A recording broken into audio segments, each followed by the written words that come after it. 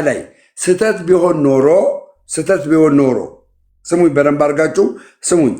አትስገዱ የሚል መጽሐፍ ቅዱሳዊ ትእዛዝ አለ ወንድማችን። ኦኬ፣ እዛ ቦታ ላይ አትስገዱ የሚል ለማን ነው? ለእግዚአብሔር ነው። ለእግዚአብሔር በተመሳሳይ መልኩ እግዚአብሔርን በመምሰል ለሌላ ጣዖት አትስገዱ ነው የሚለው። ኪዳን ነው ይሄኛው። ተሳስተ ነው። ግሪክኛው የምትችል ከሆነ ግሪክኛውንም አውጣው። ግሪክኛውም ይመቸኛል፣ እንግሊዘኛውም ይመቸኛል። አውጣው ሁለቱ። እሺ። And as Peter was coming in, Cornelius met him and fell down at his feet and worshiping him. Look, he said,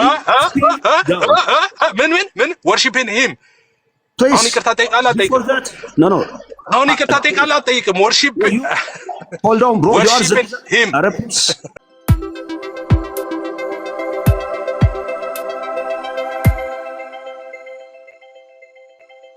ማለት ግን ሁል ጊዜ እንደምንናገረው ቤተክርስቲያንም እንደምትለው ኦርቶዶክስ መልስ አላት።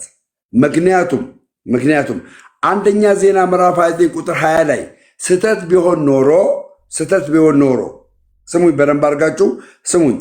አትስገዱ የሚል መጽሐፍ ቅዱሳዊ ትእዛዝ አለ ወንድማችን። ኦኬ፣ እዛ ቦታ ላይ አትስገዱ የሚል ለማን ነው? ለእግዚአብሔር ነው።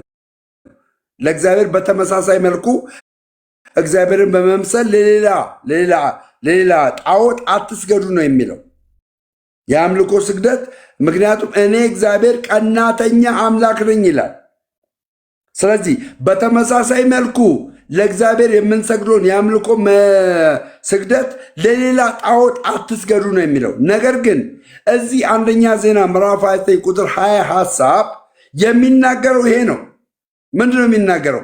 ዳዊት ለሕዝቡ ትምህርት ሰጠ እኮ፣ አስተማራቸው እኮ፣ ምን ማድረግ እንዳለባቸው ነገራቸው እኮ። ነግሯቸው ሕዝቡ የተነገራቸው ነገር ተቀብለው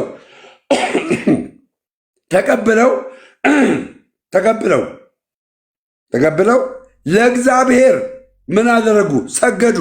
በተመሳሳይ መልኩ ለማሰገዱ ለዳዊት ያ ነገር ስህተት ቢሆን ኖሮ እግዚአብሔር ኢሚዲየትሊ ማለት ነው መጽሐፍ ቅዱሳችን ላይ ዳዊት ኃጢአትን ሲያደርግ ኢሚዲየትሊ ለዳዊት መልእክት አምጥቶ ለምሳሌ ያክል ማለት ነው ዳዊት አይታችሁ ከሆነ የኦሪዮን ሚስት በደፈረ ሰዓትና ኦሪዮንን በጦር ሜዳ ላይ ፊት ለፊት አድርጎ ባስገደለው ሰዓት እግዚአብሔር ነቢዩ ናታንን ልኮ ኃጢአት እንደሰራ እንደተናገረው እንዲሁ ማለት ነው።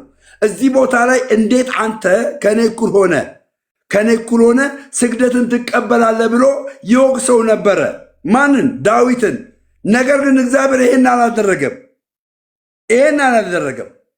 የዛን ቀን ባያደርግ ኢቭንዞ በሌሊት ማለት ነው ወይም ደግሞ በዳዊት በምሽቱ ላይ በሌሊቱ ላይ እግዚአብሔር ይናገረው ነበረ፣ ግን አልተናገረውም። እግዚአብሔር ምን ሆነ? አውዱን ጠብቃችሁ ስትሄዱ እንደዚህ የሚል ነገር ታገኛላችሁ።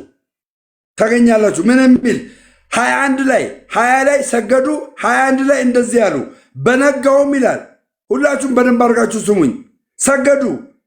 ስግደቱ ጥፋት ቢሆን ኖሮ ለዳዊት የሰገዱት ጥፋት ቢሆን ኖሮ ዳዊት እግዚአብሔር ተናግሮኛልና ሁላችሁ ማቅ ልበሱ ይል ነበረ። ግን ይሄን አላደረገም። ምን አለ? በነጋውም ለእግዚአብሔር መሰዋት ሰው ይላል። ሕዝቡ መቼ? በነጋውም ምን ባደረጉ? ለዳዊትና ለእግዚአብሔር በሰገዱ ሰዓት በነጋውም ምን አደረጉ? መስዋዕትን ሰው። ለምን ሰው? የእግዚአብሔር ሐሳብ የሆነ የዳዊትን ዙፋን ለሚወርስ ለዳዊት ልጅ ንግስና ለመስጠት ምን አደረጉ? ሰው። ምን ብለው? እንደዚህ ብለው መስዋዕትን ለእግዚአብሔር አቀረቡ። 1000 ወይፈን፣ 1000 አውራ በጎችን፣ 1000 የበግ ጠቦቶችን፣ የመጠጥ ቁርባኖችን። የመጠጥ ቁርባኖችን። የመጠጥ ይላል። በዚህ አጋጣሚ የመጠጥ ይላል። ምን አይነት መጠጥ እንደሆነ ፕሮቴስታንቶች ድረሱበት። የመጠጥ ቁርባኖችንም ስለ እስራኤልም ሁሉ ብዙ መስዋዕት አቀረቡ። ከዛስ በዚያን ቀን በታላቅ ደስታ በእግዚአብሔር ፊት በሉ ጠጡም ይላል። አንድ ሰው ማለት ነው በዚህ ሂደት ውስጥ ኖ እግዚአብሔር አዝኖብናል ንስሐ እንግባ አላለም። አንድ ሰው አንድ ነቢይ አልተላከም። ስለዚህ እግዚአብሔር ለዳዊት ህዝቡ ምን አይነት ስግደት እንደሰገዱ ምን ይላል? ያውቃል፣ ይረዳል፣ ይገነዘባል። እግዚአብሔር ህዝቡ ለእርሱ ምን አይነት የአምልኮ ስግደት እንዳቀረቡ ያውቃል፣ ይረዳል። እና ፕሮቴስታንቶች እባካችሁን አንደኛ ዜና መዋዕል ምዕራፍ 9 ቁጥር 20 ማለት ነው እንደ ቃሌ እንደ ወንድማችሁ ተረዱት። አመሰግናለሁ። እሺ አመሰግናለሁ። እኔ ደግሞ ለራሴ 3 ደቂቃ ላስቀ 2 ደቂቃ ይበቃኛል፣ 3 ደቂቃ ይበቃኛል፣ 2 ደቂቃ ይበቃኛል። ማጠቃለያ ልስጥና ከዛ እንቀጥላለን። ሙሌ ስለሌለ አንድ ስለሆነን ችግር የለውም። እኔ እንትን ልበል። እሺ ከ33 ነው ከ36 አቆማለሁ ማለት ነው። ሙሌ ስለሌለ ማለት ነው። ማጠቃለያውን ልስጥ። እሺ ስግደትን በተመለከተ ያነሳው ሐሳብ በመጽሐፍ ቅዱስ ውስጥ ስግደት ከዘፍጥረት እስከ ራዕይ ስግደቶች አሉ። ኦኬ ሰዎች ከእግዚአብሔር ውጪ ስግደትን አቅርበዋል። ግን ከዘፍጥረት እስከ ራዕይ ድረስ አንድም ቦታ ላይ መጽሐፍ ቅዱስ ስግደት ከእግዚአብሔር ውጪ ለፍጡራን ይገባል ብሎ አልተናገረም፣ አላስተማረም። እንደዛ ሰዎች በተለያየ ጊዜ ለሰዎች ይሁን ለተለያዩ ፍጡራን ስግደት ሰግደዋልና ያንን ደግሞ እኛ አምጥተን አፕላይ እናደርጋለን በእኛ ህይወት። ይሄ ትክክል አይደለም። መጽሐፍ ቅዱስ ላይ የተለያዩ ነገሮች ተጽፈዋል። የተለያዩ የሰዎች ድካምም ውድቀትም ብርታትም ተጽፈዋል። እነሱን በሙሉ እየተከተልን እናደርጋለን አይባልም። አድርጉ የተባልነውን ነው የምናደርገው። እሺ ስግደት እንደምታስታውሱት በብሉይ ኪዳን ከ10ቱ ትእዛዛት ውስጥ አንዱ ከእግዚአብሔር ውጪ ስግደት የተከለከለ እንደሆነ ይደነግጋል እዛ ላይ። ስለዚህ በብሉይ ኪዳንም ስግደት ከእግዚአብሔር ውጪ ከሆነ ባዕድ አምልኮ ነው። ኦኬ ባዕድ አምልኮ ነው፣ ለሌላ ማምለክ ነው። ስግደት እንደምታውቁት የአምልኮ መገለጫ ስለሆነ ማለት ነው። እሺ እዚህ የተነሳው ክፍል ላይ ለንጉሱና ለእግዚአብሔር ሰገዱ ሚል አለ። አዎ ለንጉሱና ለእግዚአብሔር ሰገዱ ሚል አለ። እዛ ጋር የጸጋ ስግደት ሚል አለ፣ የክብሮት ስግደት ሚል አለ።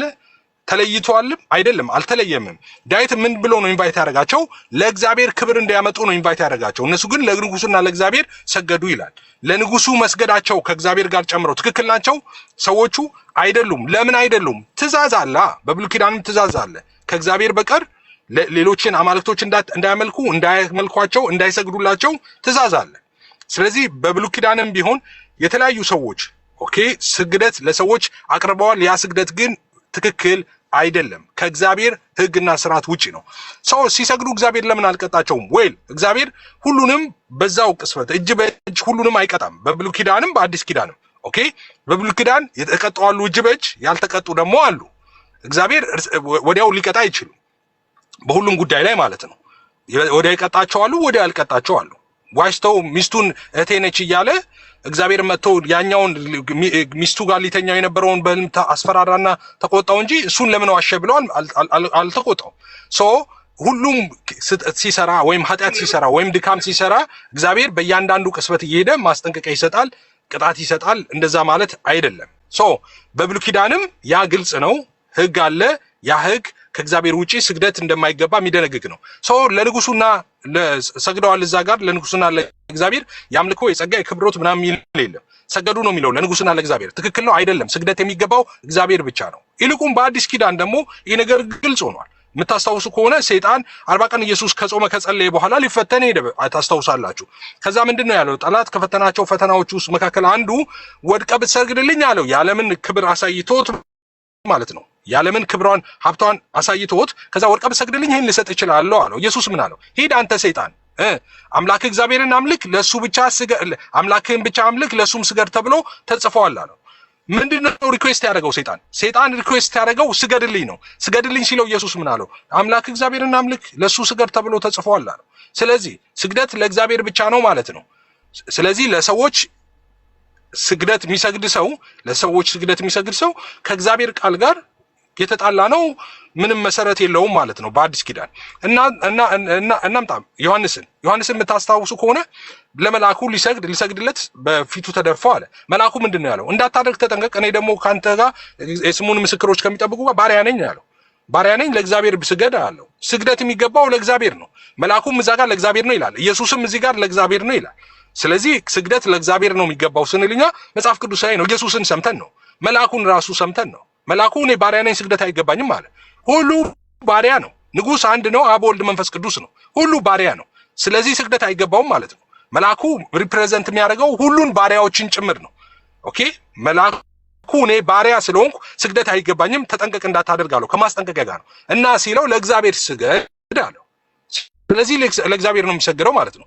ኢየሱስም መጥቶ ስገድልኝ ሲለው የሚመለከው ግን የሚሰገድለትም እግዚአብሔር ነው አለው። አምልከኛ አይደለም ያለው ሰይጣን። ልብ በሉ ኢየሱስ ያለው ትሰግድልኝ ነው ያለው። ኢየሱስ ምንድን ነው? እግዚአብሔርን ብቻ አምልክ ለሱ ስገድ ተብሎ ተጽፏል አለው።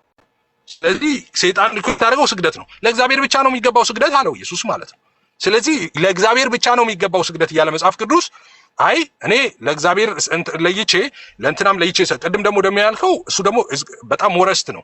አንድ ስግደት ይሰግዳለው። ስግደቱ ግን ፍጡራን ጋር ሲሄድ የአክብሮት ይሆናል፣ እግዚአብሔር ጋር ሲሄድ ደግሞ ያምልኮ ይሆናል። አንድ ስግደት ሰግጄ ነው።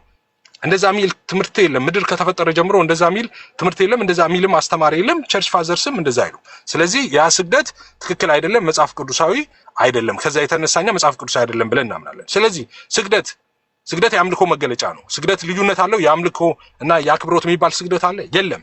ስግደት የአምልኮ መገለጫ ነው። ስግደት አንድ ነው፣ የሚገባውም እግዚአብሔር ነው። ሰዎች ሊሰግዱ ይችላሉ። አሁን ሊሰግዱ ይችላሉ። ሰግደው ከተገኙስ ከእግዚአብሔር ቃል ውጪ ናቸው ማለት ነው ሰዎቹ። ስለዚህ ይሄ ግልጽ ነው። እንደዛ ነው የምናምነው። ይቅርታ ሙሉዬ ተመልሶ መጥቷል ስላልነበር ነው ማጠቃለያ ነው የሰጠሁት። ሰላም በሉንና እንግዶች ገብተዋል። ስውሩ ገብተዋል። አስጨናቂ ገብተዋል። ሎሚናት ረጅም ሰዓት አለች። ሰላም በሉንና መጀመሪያ ከዛ ወደ እናንተ ሄዳለሁ። ዳጊም ጆይን አድርጎናል። ሰላም በሉንና ከዛ በኋላ እንቀጥላለን ማለት ነው። ከማን ልጀምር? ከወንድምየው ልጀምር። ቤካ እንዴት ነህ? ሰላም ነው ወይ? እስቲ ሰላም በለን እና ቀጥል። እንዴ ደሜ ወጥቷል እንዴ?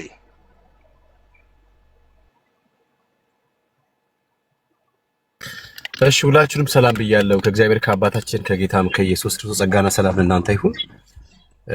ያ በቃ በዚህ ጉዳይ እንቀጥላለን።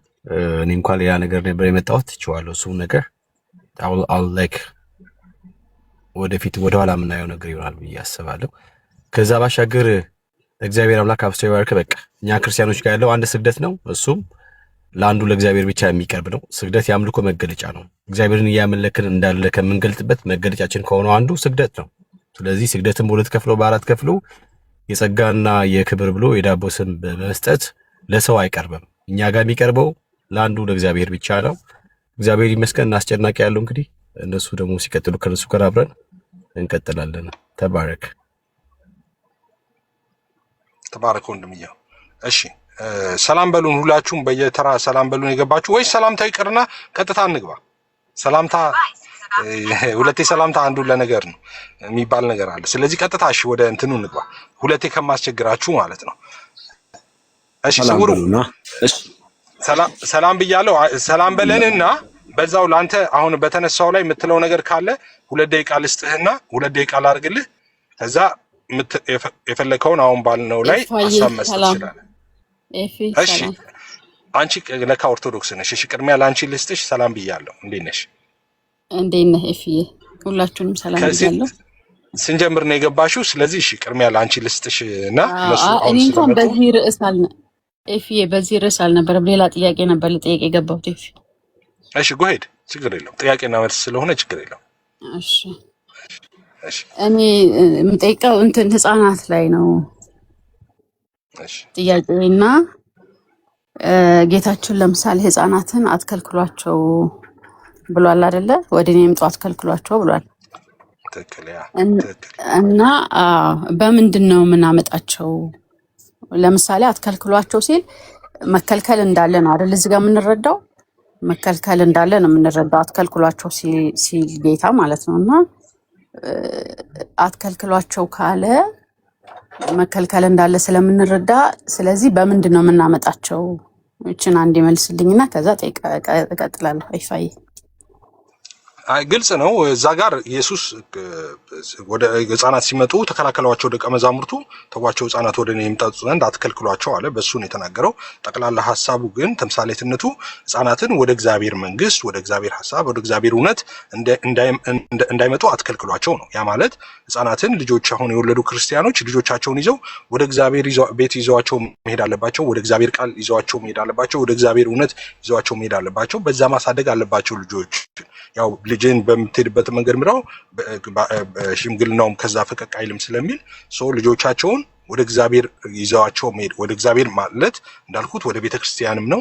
ቤተክርስቲያን የእግዚአብሔር እውነት የእግዚአብሔር ሐሳብ የሚካፈልበት ነገር ስለሆነ ማለት ነው። ወደ እግዚአብሔር ዕውቀትም ወደ እግዚአብሔር እውነትም ነው። መጽሐፍ ቅዱስ ማስተማር የእግዚአብሔር እውነት መንገድ ወደ ቤተክርስቲያን ይዘው መሄድ በቤተክርስቲያን ስርዓት እንዲያድጉ ማድረግ ማለት ነው። ኦኬ እንደዛ ብቻ ነው አይደል? ያ ብቻ ነው ሐሳቡ እንደዛ ነው። ብቻ ማለት አሁን እኔ ብቻ ብዬ አልገለጥኩትም፣ ግን ይሄ ጠቅላላ ሐሳቡ ግን እሱ ነው። ጠቅላላ ኮንሴፕቱ ወደ እግዚአብሔር ወደ እኔ መጡ ዘንድ አትከልክሏቸው ማለት ጠቅላላ ሐሳቡ እሱ ነው። ኦኬ እንደዛ ነው። አሁን እሺ እፊ እና እናንተ አሁን የጌታ መሰጠት የሚባል አለ አይደለ? ህፃኑ ነው ትክክል። የጌታ መሰጠት አለ በእናንተ እምነትና ያ የጌታ መሰጠት ህፃናቶቹ ሄደው ሲሰጡ በማ እምነት ነው የሚሰጡት? ገባህ? የሆነ እምነት ሊኖር ይገባል። ሄደህ ለጌታ መሰጠት ብለህ ስትሰጥ የሆነ እምነት ሊኖር ይገባል አይደል? ይፋይ ወይ ልጁ ሊያምን ይገባል ወይ ወላጅ ሊያምን ይገባል። የሆነ እምነት ከሌለ እንዴት ሄደህ ትሰጣለህ? ልጅ አይ ልጁ ምንም ልጁ የሚያምነው ነገር የለም። አሁን ለእግዚአብሔር መስጠት ማለት ምንም የተለየ ነገር የለውም። ታስታውሽ ከሆነ ሐና ልጅ እንድትወልድ ስለተሳለች ልጅ ተወለደ። ሳሙኤል የሚባለው ታላቁ ነብይ ማለት ነው። አስቀድማ እንደተሳለችው ብትሰጠኝ መልሼ እሰጥሃለሁ እንዳለችው ይዛ ሄዳ ለእግዚአብሔር ሰጠች። ምንድነው አሁን የልጅ መስጠት የሚባለው? ምንድነው ልጅን ለእግዚአብሔር አደራ አሳልፎ መስጠት ነው። ያ ማለት ምንድነው? በእግዚአብሔር ጥበቃ እንዲሆን ማለት ነው። መጽሐፍ ሲናገር ከዛሬ ጀምሮ እስከ ዘላለም ድረስ እግዚአብሔር መውጣትና መግባትን ይጠብቃል እንደሚል የልጁ መውጣትና መግባት በእግዚአብሔር ዘንድ የተጠበቀ እንዲሆን ለእግዚአብሔር ነው አደራ አሳልፈን የምንሰጠው። እኛንን አምነን ለእግዚአብሔር አደራ የምንሰጠው። ልጆች ይሄ ስርዓት አለ። ልጆች ከወለዱ በኋላ ወላጆች ሄደው ጌታ ሆይ ልጄን ለአንተ አደራ አሳልፌ እሰጣለሁ፣ አንተን በማወቅ በእውቀት በሞገስ እግዚአብሔርን በመፍራት እንደዚህ እንዲያድግ እንድታደርገው አንተ አባት እንድትሆነው አንተ መሪ እንድትሆነው ለአንተ እሰጣለሁ፣ ለታመኑ ልጆች አደራ እሰጣለሁ ብሎ ልጁን ይሰጣል። ለእግዚአብሔር የመስጠት ስጦታ የሚባለው እሱ ነው።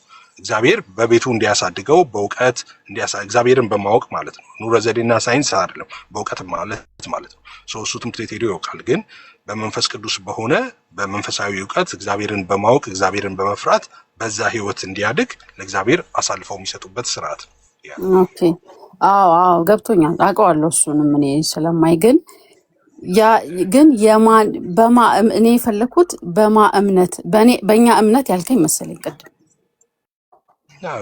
ሰዎች አምነው በማ እምነት ነው በማ እምነት ነው የሚሰጠው ነው የኔ ጥያቄ ይፋይ። አይ በማምነት ሳይሆን ሰዎች ወላጆቹ ክርስቲያኖች ናቸው። ስለዚህ ልጃቸውን ለእግዚአብሔር አደራ አሳልፈው እየሰጡ ነው። እግዚአብሔርን ስለሚያምኑ ኦልሬዲ ማለት ነው። እግዚአብሔርን ያምናሉ። ስለዚህ ስለሚያምኑ ለእግዚአብሔር አደራ አሳልፈው ይሰጣሉ። እግዚአብሔር የሰጣቸው ልጆች እግዚአብሔር ስጦታዎች ነው ይላል። ከእግዚአብሔር የተቀበሉትን ነው መልሰው የሚሰጡት። ጥምቀት ላይ ታመጪና ልታመጪው ነው። ያው እኔ ስለሆንኩኝ አውቃለሁ ወዴት እንደምትሄጂ ማለት ነው። አይ ሶስተኛው የምታመጪውን ጥያቄ አውቀዋለሁ። ኢትስ ኦኬ። ግን እሺ ችግር የለም። ብዙ ስለቆየው እችን ብቻ ጠይቄ ይወጣል ይፋይ። ስለዚህ ሌላ ጊዜ ሰዓት አላገኝም ብዬ ነው አሁን የጠበቅኩትና፣ ቆይ ጥያቄን ግልጽ ላድርግልህ ይፋይ። አሁን ለምሳሌ ገብቶኛል እኮ አልመለስኩሽም። በማምነት ነው አይደል ያልሽኝ? ቆይ አንዴ ግልጽ ላድርግልህ። ለምሳሌ አንድ ኤቲስት መቼም አምጥቶ ለጌታ ልስጥ ብሎ አይሰጥም፣ ምክንያቱም እምነት ስለሌለው ማለት ነው። ስለዚህ የሆነ እግዚአብሔር እምነት ስለሌለው አይሰጥም። ስለዚህ የሆነ እምነት ያስፈልጋል። ወይ ልጁ ወይ ቤተሰቡ እምነት ሊኖረው ይገባል። እና በማ እምነት ነው ልጆቹ የሚሰጡት? ኖ ልጆቹ ወላጆቹ ኦልሬዲ እግዚአብሔርን ስለሚያምኑ እግዚአብሔርን ስለሚያመልኩም ቃሉም እንደሚል ሕፃናትን ወደ እኔ የመጡ ዘንድ አትከልክሏቸው ስለሚል በእግዚአብሔር እንደቀደም እንዳልኩት በእግዚአብሔር እውነት በእግዚአብሔር ዕውቀት እንዲያድጉ ልጆቻቸውን ይዘው ይመጡና ለእግዚአብሔር አደራ አሳልፈው ይሰጣሉ ማለት ነው። እግዚአብሔር ልጁን እንዲያሳድግ ማለት ነው። ቤተሰብ ስለሚያምን ማለት ነው። እምነት ስላለው ቤተሰብ ስለሚያምን ነው እኮ አልኩኝ። ያው ለሶስት ለአራት ይሄን በኦኬ በቃ በቤተሰብ እምነት ገብቶኛል። በቃ እቺ እንድትመለስልኝ ነው የፈለኩት። አመሰግናለሁ። እሺ አሁን በቤተሰብ እምነት ነው። እኛ እኮ አሁን እኛ ጥምቀት ስትሉ እኛ በቤተሰብ እዚህ ጋር ለልጁ ግን አላመኑለትም አይደለ? ቆይ አዎ ለልጁ እሱ ነው እኮ አሁን ልላት የነበረው። ለምን መሰለሽ ሎሚናቲ አሁን እኛ እናንተን እኮ ጥምቀት ስታስጠምቁ እኛ አሁን የህፃናትን ጥምቀት ማለት ነው አሁን ትክክል አይደለም የምንለው ልንገርሽ። አሁን አንደኛ ህፃናትን ስታስጠምቁ ህፃናትን ይዛችሁ ሄዳችሁ ቤተክርስቲያን ታስጠምቃላችሁ በ40 ቀኑ ማለት ነው። እኛ አሁን ህፃናት መጠመቃቸውን እኮ አይደለም የምንቃወመው። እናንተ ህፃናት ይዛችሁ ሄዳችሁ ማስጠመቃችሁ አይደለም የምንቃወመው ማለት ነው። ያ ጥምቀት ላይ የምትሰሩት ግን ዶክትሪን ነው። አንደኛ መጀመሪያ ስለ ጥምቀት መጽሐፍ ቅዱስ ሲያወራ ጥምቀት ማለት ያመኑ ሰዎች የሚያደርጉት ስርዓት ነው። ካመኑ በኋላ ነው መጽሐፍ ቅዱስ በግልጽ እሱን በማያሻማ ሁኔታ ይናገራል። ያመኑ ሰዎች ናቸው የሚጠመቁት፣ ያላመኑ ሰዎች አይጠመቁም ጥምቀትን ማለት ነው። ሁለተኛ እናንተ ምንድነው የምትሉት? ጥምቀት ሲጠመቅ ያ ልጅ ጥምቀት ሲጠመቅ ትሉና ጥምቀቱን ለሁለት ይከፈላል። እዛ ጋር ልክ ህፃናት ጥምቀት ላይ ሲመጣ ማለት ነው። ምን ማለት ለምሳሌ ጥምቀት ለኃጢአት ስርየት ትሉና ህፃን ጋር ሲመጣ ግን ለኃጢአት ስርየት ነው ስትባሉ ያ ኦሪጂናል ሲን ከሚለው ዶክትሪን ጋር ከዛ ትምህርት ጋር ስለሚለያይባችሁ አይ ህፃናት ጋር ሲመጣ ለኃጢአት ስርየት አይደለም ትላላችሁ። ይቀየራል ጥምቀቱ ማለት ነው። የክርስቶስ እንዲለብስ የእግዚአብሔር ልጅ እንዲሆን ነው። እሺ የእግዚአብሔር ልጅ እንዲሆን ከሆነ ከዛ በኋላ በፊት የእግዚአብሔር ልጅ አልነበረም ማለት ነው። የእግዚአብሔር ልጅ ያልነበረ ሰው ምንድነው የሚሆነው? ያ እግዚአብሔር ኃጢአተኛ አለመሆን ይችላል። የእግዚአብሔር ልጅ ሳይሆኑ ኃጢአተኛ አለመሆን ይቻላል። ብዙ ነገር አለ፣ አስቸጋሪ ነገር የህፃናት ጥምቀት ላይ ስትመጪ የሚሰራው ዶክተር ያው አዳማዊ ልጆቹ ሲወለዱ አዳማዊ ነበሩ፣ ክርስቶሳዊ ነው የሚሆኑት ሲጠመቁ ነው። ክርስቶስን ሲለብሱ በፊትማ ክርስቶስን ሳይለብሱማ ክርስቶሳዊ ሊሆን አይችሉም። አዳማዊ ነበሩ፣ ክርስቶስን ሲለብሱ በጥምቀት ገላትያ 3 ላይ እንደሚናገረው በጥምቀት ክርስቶስን ስለዚህ አዳማዊ ሰው አዳማዊ ማንነት ኃጢአተኛ ነው አይደል? አዎ ኃጢአተኛ ነው። እንትኑ እኮ አለ ይሄ የሚባለው በእኛ ታውቃለህ አይደል?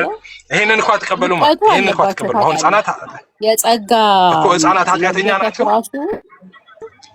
ህፃናት ኃጢአተኞች ናቸው። ህፃናት ይፋየው አንዴ ላስረዳ።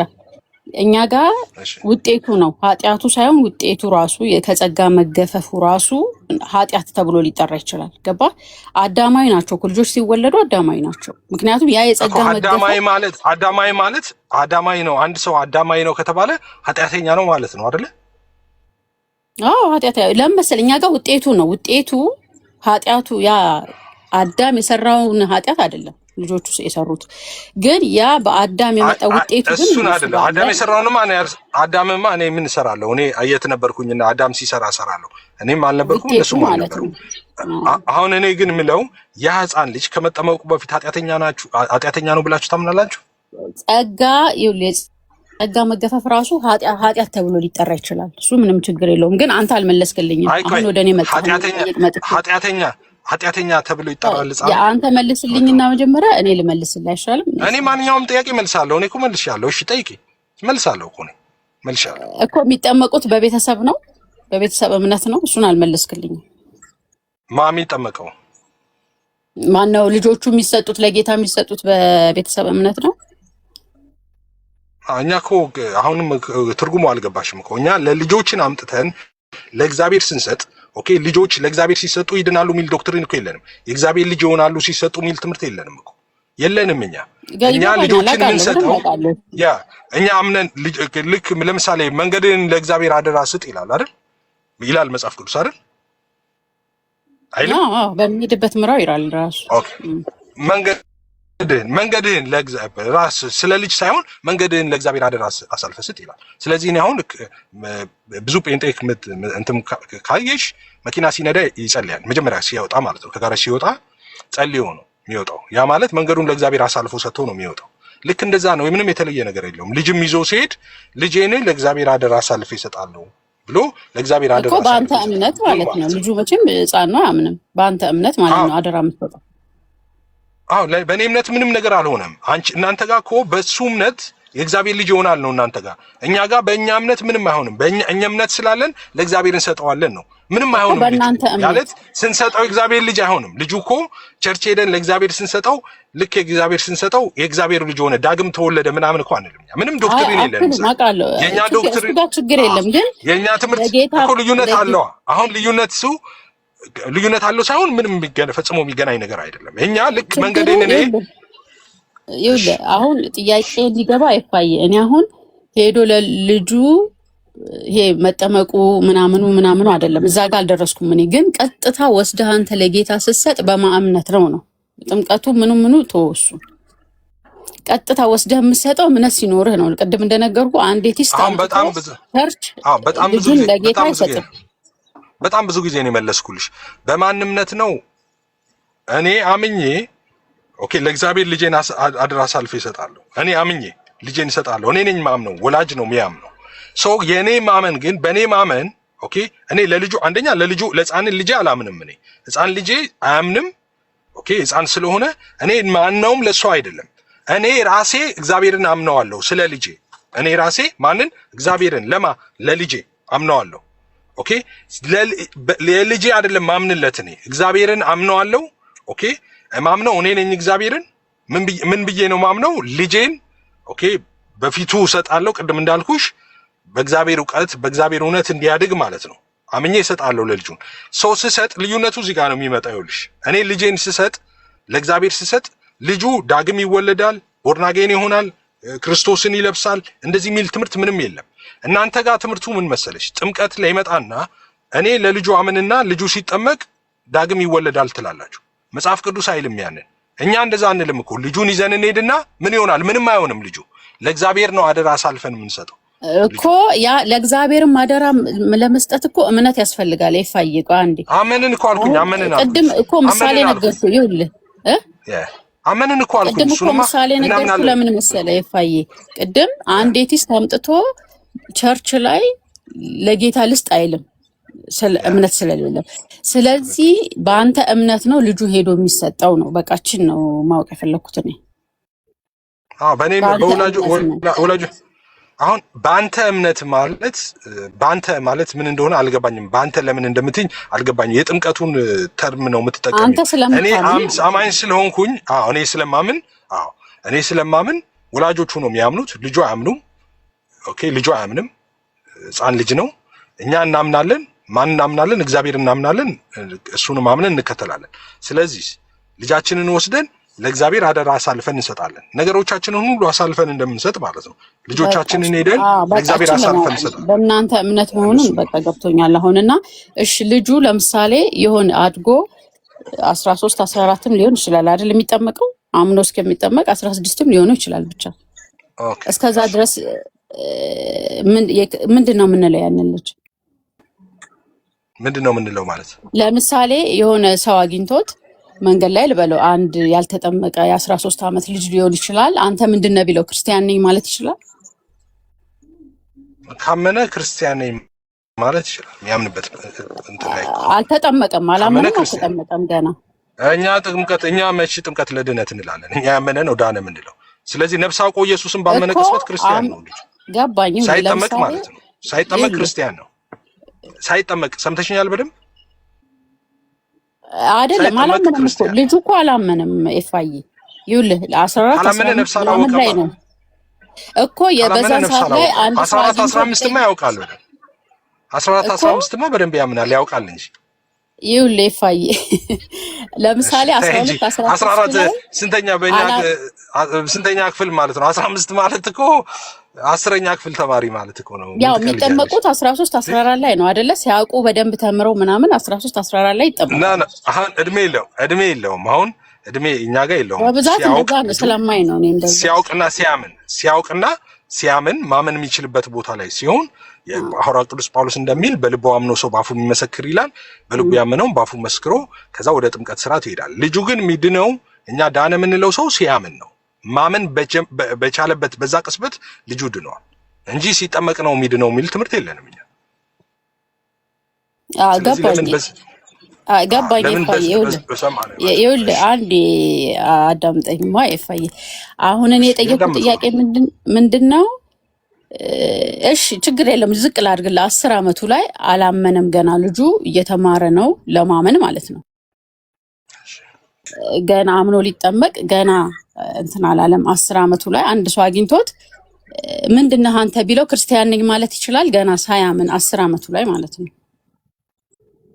አይ ክርስቲያን ነኝ ማለት ከቻለ ኦልሬዲ ያመነ ሰው ነው እኮ ክርስቲያን ነኝ ማለት ስለዚህ ከቻለ መመስከር ከቻለ ማለት ነው።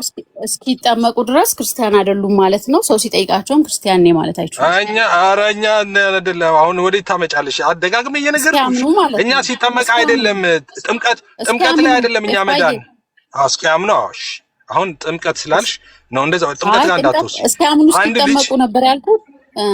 ሲያምን ይኸውልሽ አንድ ልጅ ሲያምን በ5 ዓመቱ ይሁን በ6 ዓመቱ ይሁን በ2 ዓመቱም ይሁን ባመነ ቅስበት በዛ ቅስበት ያ ሰው ክርስቲያን ነው፣ የዳነ ክርስቲያን ነው፣ የእግዚአብሔር ልጅ ነው። እንደዛ ብለን ነው የምንጠራው።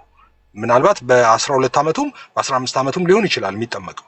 ግን ማመን በቻለ በዛ ቅስበት ያ ሰው የዳነ ነው። አሁን ሪስፖንድ ካረገ ብለሽኛል። አሁን አንድ ልጅ በኢየሱስ ክርስቶስ አምኛለሁ ድኛለሁ ክርስቲያን ነኝ ብሎ መናገር የሚችል ኮንፌስ ማድረግ የሚችል ሰው ከሆነ የዳነ ሰው ነው ማለት ነው። ያ ችሏል ማለት ነው ማገናዘብ ያ የመዳን ዕውቀት የተባለውን እሱን ሰምቶ ማመን የቻለ ሰው ነው ማለት ነው። ሐዋርያው ቅዱስ ጳውሎስ እንደሚል ማለት ነው። ያለ ሰባኪ ያ ካልሰሙ እንዴት ያምናሉ ካላመኑ እያለ እንደሚናገረው ማለት ነው።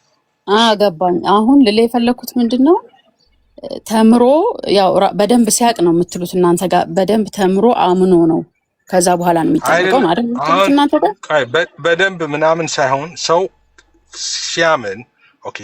አሁን ሲያምን የሚለው አሁን እድሜ እንትን አታስቀምጭለት። አሁን 10 ዓመቱ 12 ዓመቱ 16 ዓመቱ ምናምን አትበይ። አሁን ያንን ሰው የመዳን ዕውቀትን ሰምቶ ኦኬ ገብቶት ልክ በቃ ገብቶት መወሰን በቻለበት ቅስበት በዛ ቅስበት ያ ሰው የዳነ ነው። 5ም ይሁን 10 ዓመት ይሁን 15 ዓመት ይሁን ማለት ነው። ያንን እስካልቻለ ድረስ ያንን ችሎ ለሰማው እውነት ሪስፖንድ ማድረግ ካልቻለ ግን ያ ሰው አምኗል አንልም ገና። ግን ሰምቶ እድሜ ግን ገደባት። አንዳንድ ሰው በተፈጥሮ እንትን ሰው አለ፣ ፈጣን ሰው አለ እንደምታውቂው። አንዳንድ ሰው ደግሞ ሌት የሚሆን ሰው አለ። ልጅም እያለ በ6 በ7 ዓመቱ የመዳን እውነት ገብቶት ኮንፌስ የሚያደርግ ሰው ሊኖር ይችላል። ያመነውን እምነት ማለት ነው። በቃ አሁን በ5 ዓመቱ ማለት ነው ሳያምን ክርስቲያን እንለዋለን። ሳያምን ሳያምን ማንም ክርስቲያን አይባልም።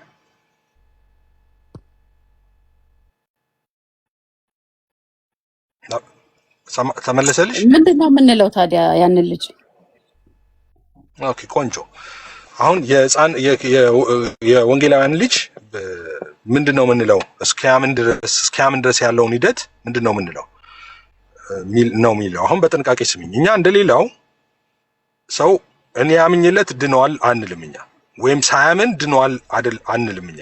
ሳያምን ድነዋል ትክክል አይደለም። እሱ በጣም አደገኛ ነገር ነው። ልጁ አድጎም እንዳያምን የሚያደርግ ነገር ነው። የዘላለም ዋስትናው የሚያሳጣ ነው። እንደ ሌሎች ቤተ እምነቶች እኛ ሳያምን ድነዋል በ40 እና በ80 ቀን ስለተጠመቀ ብቻ ድነዋል አንልም እኛ የምንለው የወንጌላውያን ሰው ሲያምን ይድናል ነው የምንለው። ኦኬ ሰው ሲያምን ይድናል። ሰው ሲያምን ከዳነ ህፃናት ምንድን ነው የሚሆኑት? አሁን የወንጌላውያን ልጆች ብቻ ሳይሆን የሁሉንም ህፃን ልጅ የእስላም ልጅ ይሁን የጠንቋይ ልጅ ይሁን ምን ይሁን ወይ ደግሞ አእምሮ ታማሚ ልጅ ይሁን፣ አእምሮ ታማሚዎች አሉ እድሜያቸው 40 50 ሊሆን ይችላል። እነዚህ ሰዎች ምንድን ነው የሚሆኑት?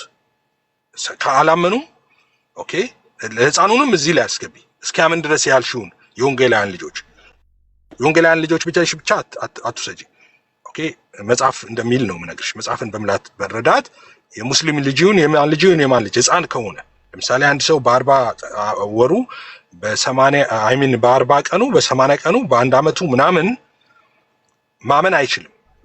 ሐዋርያው ቅዱስ ጳውሎስ እንደሚል ካልሰሙ ይላል እንዴት ያምናሉ ይላል። ያለ ሰባኪስ እንዴት ይሰማሉ ይላል። ካልሰማ ማመን አይችልም። ስለዚህ መስማት የሚችሉበት እድሜ ላይ አይደሉም። እንደገና ደግሞ ነገር አሁን ኦቲስቲክ የሆኑ ልጆች ምናምን አሉ፣ ትልልቅም ሊሆኑ ይችላሉ። መስማት አይችሉም። የመዳንን ዕውቀት ሰምተው ሪስፖንድ ማድረግ አይችሉም። እነዚህ ሰዎች ምንድን ነው የሚሆኑት? መጨረሻቸው ምንድን ነው የሚሆነው?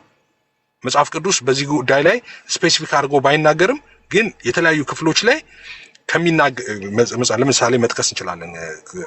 ቅድም የተናገርነው አንዱ ነው። ስለ ሕፃናት ከተናገራቸው ውስጥ ኢየሱስ መንግስተ ሰማይ እንደነዚህ ላሉት ናትና ይላል። የመንግስተ ሰማይ ምሳሌ አድርጎ ያመጣቸዋል ሕፃናትን። ስለዚህ መንግስተ ሰማይ ይገባሉ ማለት ነው። የመዳንን መንገድ እንዴት አዘጋጀ? እግዚአብሔር ያውቃል። እሱ ሐዋርያው ቅዱስ ጳውሎስ ቅድም እንዳልኩሽ ካልሰማ ሰው ይላል አያምንም ይላል። መስማት አለበት ለማመን ይላል። ሰው መስማት የማይችል ሰው አያምንም ማለት ነው። መስማት ስላልቻለ አያምንም ብሎ ደግሞ እግዚአብሔር ፍቅር ነው ልንል አንችልም። ሲኦል ይከታል ብለን አናምንም እኛ። እግዚአብሔር ሌላ የማዳን መንገድ ለነሱ አለው፣ ለነዚህ ሰዎች ማለት ነው። እግዚአብሔር ፍቅር ነው ስለምንል ማለት ነው። ስለዚህ እግዚአብሔር ሪስፖንድ ማደግ የሚችሉትን ነው። የገዛ ወገኖቹ መጣ ይልና የገዛ ወገኖቹ አልተቀበሉትም ይላል። ሪጀክት አድርገውታል፣ አልተቀበሉትም። ለተቀበሉት ግን በስሙ ለሚያምኑ ይላል። አሁን ሕፃናት ሪጀክት ማድረግ አይችሉም። የሚሰሙትን የምስራች እውነት ሪጀክት ማድረግ አይችሉም ሰምተው። ስለዚህ ሰምተው ሪስፖንድ ማድረግ በማይችሉበት ሁኔታ ኮንደመን ይሆናሉ ብለን አናምንም። መጽሐፍ ቅዱስ እንደሱ ስለማያስተምር ማለት ነው። ስለዚህ የወንጌላውያን ሕፃናት ምንድን ነው የሚሆኑት? ቢሞቱ የወንጌላውያን ሕፃናት ታያለሽ እንዴ? አንቺም ኦርቶዶክስም ብትሆኝ ሙስሊምም ቢሆን ጠንቋይም ልጅ ይሁን ተወልዶ በ8 ወሩ ቢሞት ወደ እግዚአብሔር ነው የሚሄደው። ምንም ጥያቄ የለው። ሲኦል ለነሱ ለሕፃናት ሲኦል ሪስፖንድ ማድረግ በማይችሉበት ሁኔታ የመዳን ዕውቀት መስማት ራሱ በማይችሉበት ሁኔታ እግዚአብሔር ገሃነም አይከታቸው። ሪስፖንድ ማድረግ ስለማይችሉ ሪስፖንድ ማድረግ በሚችልበት ሰው ግን ሰዓት ግን ሪስፖንድ ካላደረገ እሱ ሰው የጠፋ ነው የሚሆነው ማለት ነው። ስለዚህ ልጁ ምንድን ነው የሚባለው? ያ ልጅ አሁን ልጁ የትኛው ልጅ? ሕፃኑ ልጅ ክርስቲያን ካልተባለ ምንድን ነው የምንለው? የሚባለው በእናትሽ ኤፍዬ የክርስቲያን ልጅ ይባላል። የክርስቲያን ልጅ ይባላል። አንድ የክርስቲያን ልጅ ይባላል። የክርስቲያን ልጅ ይባላል በቤተሰቡ ሳይሆን ልጁን ራሱ ነው የጠየቅኩት እኔ። ቤተሰቡን ሳይሆን ልጁ ራሱ ምንድን ነው የሚባለው? ልጁ ደግሞ ምን ይባላል መሰለሽ? ልጁ የእግዚአብሔር ልጅ በፍጥረት ኦኬ፣ የእግዚአብሔር ልጅ ይባላል በፍጥረት ነው፣ በዳግም ውልደት አይደለም። ልክኛ እንደሆንበት ለምሳሌ እኛ በክርስቶስ ኢየሱስ ስናምን ቦርን አገይን እንሆናለን አይደል? እሱን ደግሞ ዳግም ፍጥረት ይለዋል። በክርስቶስ ዳግም ተፈጥራቸዋል ይላል መጽሐፍ ቅዱስ። ዳግም ተፈጥረናል፣ ዳግም ተወልደናል። በዚህ ሳይሆን በተፈጥሮ ደግሞ የእግዚአብሔር ልጆች ይላል ሰዎችን። ለምሳሌ አዳምን የእግዚአብሔር ልጅ ይላል። እሺ የእግዚአብሔር ልጅ አልነው። በክርስትናው ምንድን ነው የምንለው? አይ ምንም መጽሐፍ ቅዱስ ምንም አይልም። ስፔሲፊክ አድርጎ እስኪ ያምኑ ድረስ ሕፃናት አድርገው እስኪ ያምኑ ድረስ እንደዚህ ይባላል። የተለየ ስያሜ አይሰጣቸውም። አንቺ 5 ተለዋጭ ስም እንድሰጠው ነው እንደ ኳስ ተጫዋች እንትን ያልሽ። ስለዚህ አይደለም ልጁ በቃ ምንም አይባልም ማለት ነው። አይ ቶል ዩ ነገርኩሽ። አረብ ልጅ ከሆነ የአረብ ልጅ ይባላል። ኢትዮጵያዊ ልጅ ከሆነ ልጁን ነው። የከሌ ልጅ ሳይሆን እራሱ ልጁ ምንድነው? ክርስቲያን ነው ምንድነው የሚባለው ነው። ልጁን የጠየቁት ቤተሰቡን ሳይሆን ክርስቲያን የሚባለው ሰው ከትርጉሙም የክርስቶስ ተከታይ ነው የሚሆነው ክርስቲያን የሚባለው። አሁን እናንተ ልንገርሽ፣ ለእናንተም ለምሳሌ በ40 ቀን ተጠምቋል። የክርስቶስ ተከታይማ ማመን አለበት። አንድ ልጅም ሆነ ማመን አለበት። የክርስቶስ ተከታይ ለመሆን ማመን አለበት። ልጁ ግን አላመነም ይፋዬ። እና ያ ልጅ ምንድነው የሚባለው ነው? አንቺ ኦርቶዶክስ ነሽ። ምንድነው የሚባለው? የእናንተ ልጅ ማመን እስኪጀምርበት ድረስ የተጠመቀ ልጅ በ40 ቀን የተጠመቀ ወንድ፣ በ80 ቀን የተጠመቀች ሴት 8 ወሯ ነው ወይም 8 ወሩ ነው። ምንድነው የሚባሉት እነሱ?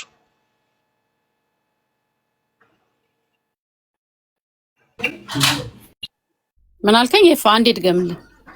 ነው ማይመለስ መልስ ስለሆነ ነው። ሰምተሽኛል በትክክል። አሁን ማይመለስ ጥያቄ ነው የጠየኩት ማለት ነው። የኦርቶዶክስ ሕፃናት ልጆች ኦኬ፣ በ40 ቀን የተጠመቀ በ80 ቀን የተጠመቀች አለች። 8 ወራቸው ነው ሁለቱ። ምንድነው የሚባሉት? ክርስቲያን ነው የሚባሉት እነሱ። ክርስቶስን ለብሰዋል። ማን ፈቀደልሽ? ማን ፈቀደልሽ? አምጪ መጽሐፍ ቅዱስ አምጪ እና ልጆችን እኔ ዛሬ አስተምቁ ብዬ አስተምራለሁ። ማን ፈቀደልሽ? አንድ የሆነ ሳይሆን የሚመስል ጥቅስ ከመጽሐፍ ቅዱስ አምጪ። ገላትያ 3:27 እኮ ገላትያ 3:27 ቆይ፣ ገላትያ 3:27 ገላትያ 3:27 አንዴ ገላትያ 3:27 በጣም ደግሞ እንደዚህ የሚመታሽን ጥቅስ አመጣሽ ማለት ነው። ገላትያ 3:27 በጣም እሺ በጣም የምወደው ክፍል ማለት ነው። ብዙ ጊዜም ክርስቶስን ለብሳችሁታል የሚለው ነው አይደለ? አዎ ለምን ሚት ታርጋለሽ? እሺ ገላትያ ስንት ነበረ እሱ? 3 አይደለም 3:27 እሺ 3:27 እንዲህ የሚለውን ነው የምትፈልገው እሷ ጥቅስ ግን የኔን ጥቅስ ነው ያወጣችው እሷን መስሏት ማለት ነው። ኢሚዲየት አንድ ቨርስ ከፍ ብሎ ያለውን አላነበበችውም። እንደዚህ ይላል ከክርስቶስ ጋር አንድ ትሆኑ ዘንድ የተጠመቃችሁ ሁሉ ክርስቶስን ለብሳችሁታልና ይላል። እሺ ከዚህ በፊት ምንድነው የሚለው? አንድ ኢሚዲየት ቨርስ ይሄ ቁጥር 27 ነው። ቁጥር 26 ምንድነው የሚለው? እንደዚህ ይላል በእምነት በኩል ወይ በምን በኩል? በእምነት በኩል ሁላችሁ በክርስቶስ የእግዚአብሔር ልጆች ናችሁና ይላል። እንደውም በአራት ነጥብ አይደለም የሚዘጋው። ቀጥሎ ያለውን ሐሳብ የሚያመጣው ከዚህ ነው። በምን በኩል? እስቲ ከታች ጻፉ። በምን በኩል የእግዚአብሔር ልጆች ናችሁና ነው የሚለው? ከታች ጻፉ እስቲ ቅዱሳን።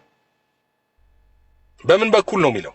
በምን በኩል ነው የሚለው? ቆይ አንዴ እመጣለሁ ወዳጅ። በምን በኩል ጻፉ እስቲ። በእምነት በኩል።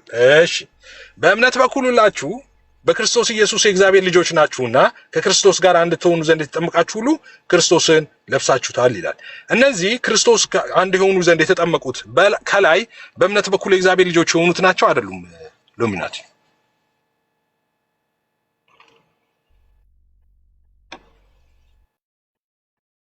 አይሰማም ድምጼ?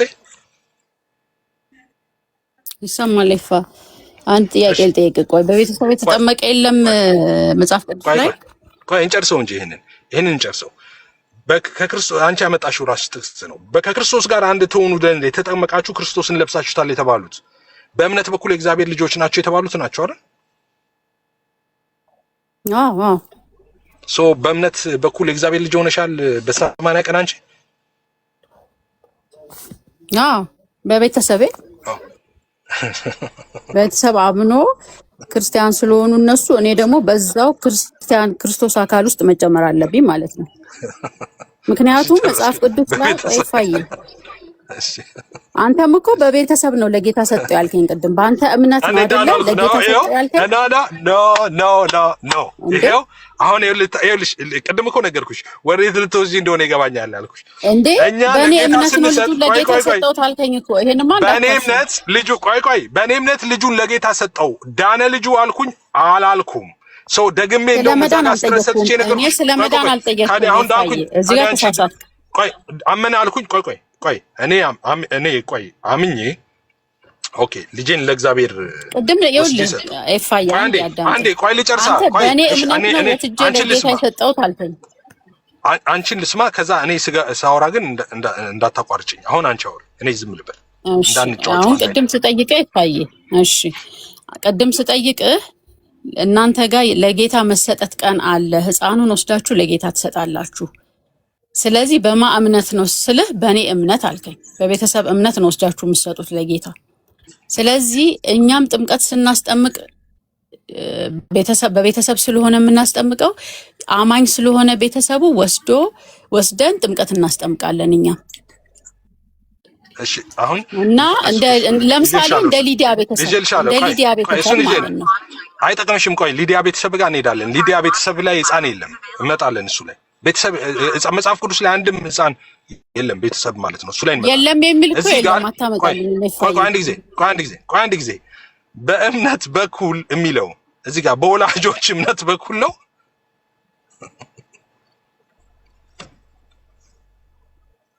በእምነት በኩል የሚለው በእምነት በኩል ማለት በወላጆች እምነት በኩል ማለት ነው።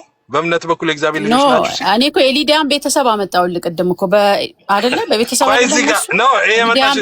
ሊዲያ ጋር እንሄዳለን። ቆይ እዚህ ጋር በእምነት በኩል የእግዚአብሔር ልጆች ናችሁና የሚለው በወላጆች እምነት በኩል ነው። ገላትያ 3:27 ላይ ከክርስቶስ ጋር አንድ ትሆኑ ዘንድ ክርስቶስን በጥምቀት ነው የለበሱት። እዛ ጋር ከክርስቶስ ጋር አንድ የሚሆነው በጥምቀት ነው አይደለ? እዛ ጋር ቆይ እነዚህ በጥምቀት ክርስቶስን የለበሱት ሰዎች ኦኬ በጥምቀት ከመልበሳቸው በፊት አንድ ኢሚዲየት ፈርስ ከላይ ያለው ምንድነው የሚለው? በእምነት በኩል የእግዚአብሔር ልጆች ናችሁና ይላል።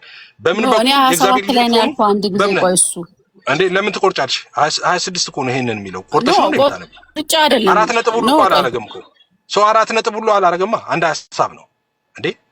4 ነጥብ ሁሉ አያረግም። በነጠላ ሰረዝ ነው የሚለየው። ገላትያ 3:27 ያመጣውልህ ከክርስቶስ ጋር አንድ የሚሆነው በጥምቀት መሆኑን ላሳየ ነው። ኤፋይ ኦኬ ቆይ የእግዚአብሔር ልጅ አንድ የሚሆነው በጥምቀት ነው። የእግዚአብሔር ልጅ የሚሆነው በምንድን ነው? የእግዚአብሔር ልጅ የሚሆነው በምንድን ነው? በምንድን ነው ይላል 26። እኔ አሁን እኮ እየጠየቅኩህ አይደለም። ቆይ ያልጠየቅኩህን አትመልስልኝ። ኤፋይ የእግዚአብሔር ልጅ የሚለው የእግዚአብሔር ልጅ ይሆናል የሚለው በምን በኩል ነው ያመጣውልህ? ቆይ ልንገርህ፣ እዛ ጋር ያመጣውልህ ገላትያ 3:27ን አንድ ሰው ከክርስቶስ ጋር አንድ የሚሆነው ክርስቶስን በመልበስ ነው። ያ ደግሞ በጥምቀት ነው። ገላትያ 3:27ን ያመጣውልህ ኤፋይ። ለዛ እንደገና ደግሞ አልጨርስ። ቆይ እሱ ጋር አይደለም። ቆይ አንሄድም እዚህ ጋር ከዚህ ጋር አንሄድም። እንደዚህ ነው የሚለው መጽሐፉን እናንበው። 26 እና 27ን ላንብበው። በእምነት በኩል ሁላችሁ የእግዚአብሔር ልጆች ናችሁና፣ ኦኬ ነጠላ ሰረዝ፣ ከክርስቶስ ጋር አንድ ትሆኑ ዘንድ የተጠመቃችሁ ሁሉ ክርስቶስን ለብሳችኋልና ይላል። ኦኬ አሁን በእምነት ምን እንደሆነ የሚለው በእምነት በኩል በክርስቶስ የእግዚአብሔር ልጆች ናችሁና፣ ኦኬ የእግዚአብሔር ልጆች ናችሁ በምን በኩል?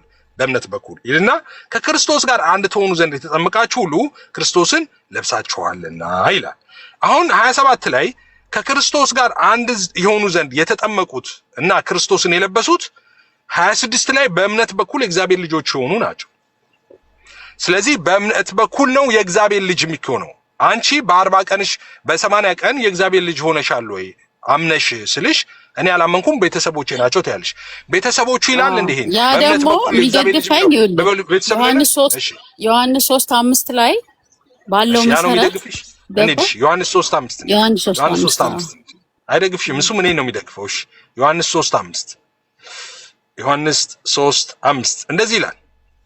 ኢየሱስም እንዲህ ሲል መለሰ፣ እውነት እውነት እልሃለሁ ሰው ከውሃና ከመንፈስ ካልተወለደ በቀር ወደ እግዚአብሔር መንግሥት ሊገባ አይችልም። ከስጋ የተወለደ ስጋ ነው፣ ከመንፈስም የተወለደ መንፈስ ነው። እሺ ዳግመኛ ልትወለዱ ያስፈልጋችኋል ስላልኩ አታደንቅ። ነፋስ የሚወደው ይነፍሳል፣ ድምፁንም ትሰማለህ፣ ነገር ግን ከወዴት እንደመጣ ወዴትም እንዲሄድ አታውቅም። ከመንፈስ የተወለደ ሁሉ እንደዚሁ ነው። ኦኬ ብቀጥል ደስ ይለኝ ነበረ። አሁን ከኮንቨርሴሽን በኋላ እቀጥለዋለሁ። እንፈልግበት ቦታ ላይ መጣ ማለት ነው። እዚህ ጋር ህፃናት ሳያምኑ በመጠመቃቸው ወይም ህፃናት ይሁን አዋቂውን ዋሬቨር ሳያምኑ ተጠምቀው ኦኬ ሳያምኑ በመጠመቃቸው ምክንያት ሳያምኑ በመጠመቃቸው ምክንያት ድነዋል የሚል ነገር አለ። ዳግም ተወልደዋል የሚል ነገር አለ። እዚህ ጋር አይፋይ ምንም የእድሜ ነገር አላስቀመጠም። ሰው ነው ያለው። እሺ ህፃንም ሊሆን ይችላል። ህፃንም ሰው ነው። ህፃንም ሰው አይደለም አይፋይ። ስለዚህ ሳም ቆይ ሰው ነው፣ ህፃንም ሰው ነው። ሳምን እዚህ ጋር ሳምን የተጠመቀ እሺ ላብራራለሁ አይፋይ። ዮሐንስ 3:5 ላይ ምንም ሰው ነው እንጂ የሚለው እድሜ አልጠቀሰም። ህፃንም ሰው ነው፣ አዋቂም ሰው ነው። ሁሉንም እድሜ ነው እዛ ላይ ያለው። ስለዚህ መንግስተ ሰማያትን አያትም ነው የሚለው ከውሃና ከመንፈስ ያልተወለደ። አሁን እኔ ስለዚህ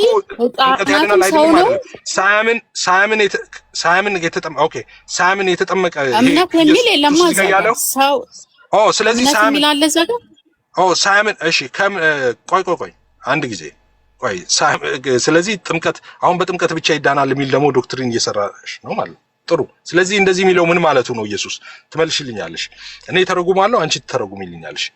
እንደዚህ ይላል ኢየሱስ ከስጋ የተወለደ ስጋ ነው። ቆይ ከአንቺ ያነሳሽው ጥቅስ ላይ እሱ ጋር ብቻ ልቁ፣ አንቺ የምትፈልጊው ላይ ማለት ነው። እንደዚህ ይላል ኢየሱስም መለሰ እንደዚህ ሲል እውነት እውነት እልሃለሁ ሰው ከውሃና ከመንፈስ ካልተወለደ በቀር ወደ እግዚአብሔር መንግስት ሊገባ አይችልም ይላል። ከውሃና ከመንፈስ አለ። ከውሃ የሚለውን ከጥምቀት ብለሽ ተርጉመሻል አንቺ። ጥሩ።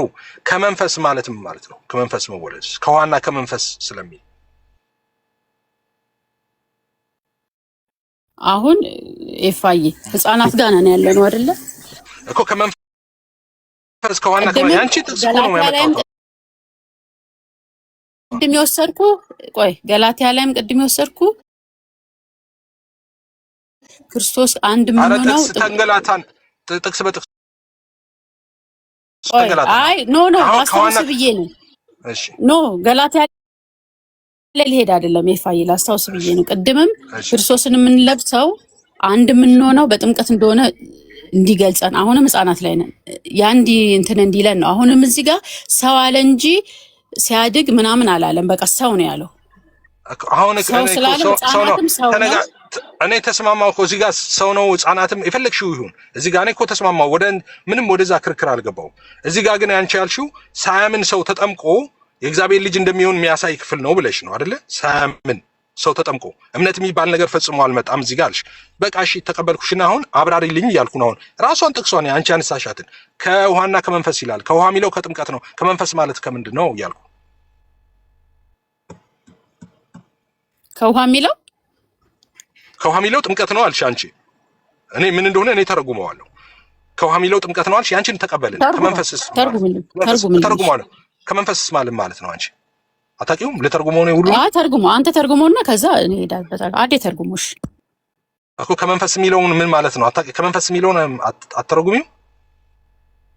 እሺ እኔ ልተርጉም አንድ ጊዜ። እሺ እንደዚህ ይላል። ኢየሱስም መለሰ እንዲህ ሲል እውነት እውነት እልሃለሁ ሰው ከውሃና ከመንፈስ ካልተወለደ በቀር ወደ እግዚአብሔር መንግስት ሊገባ አይችልም። ኦኬ ከውሃና ከመንፈስ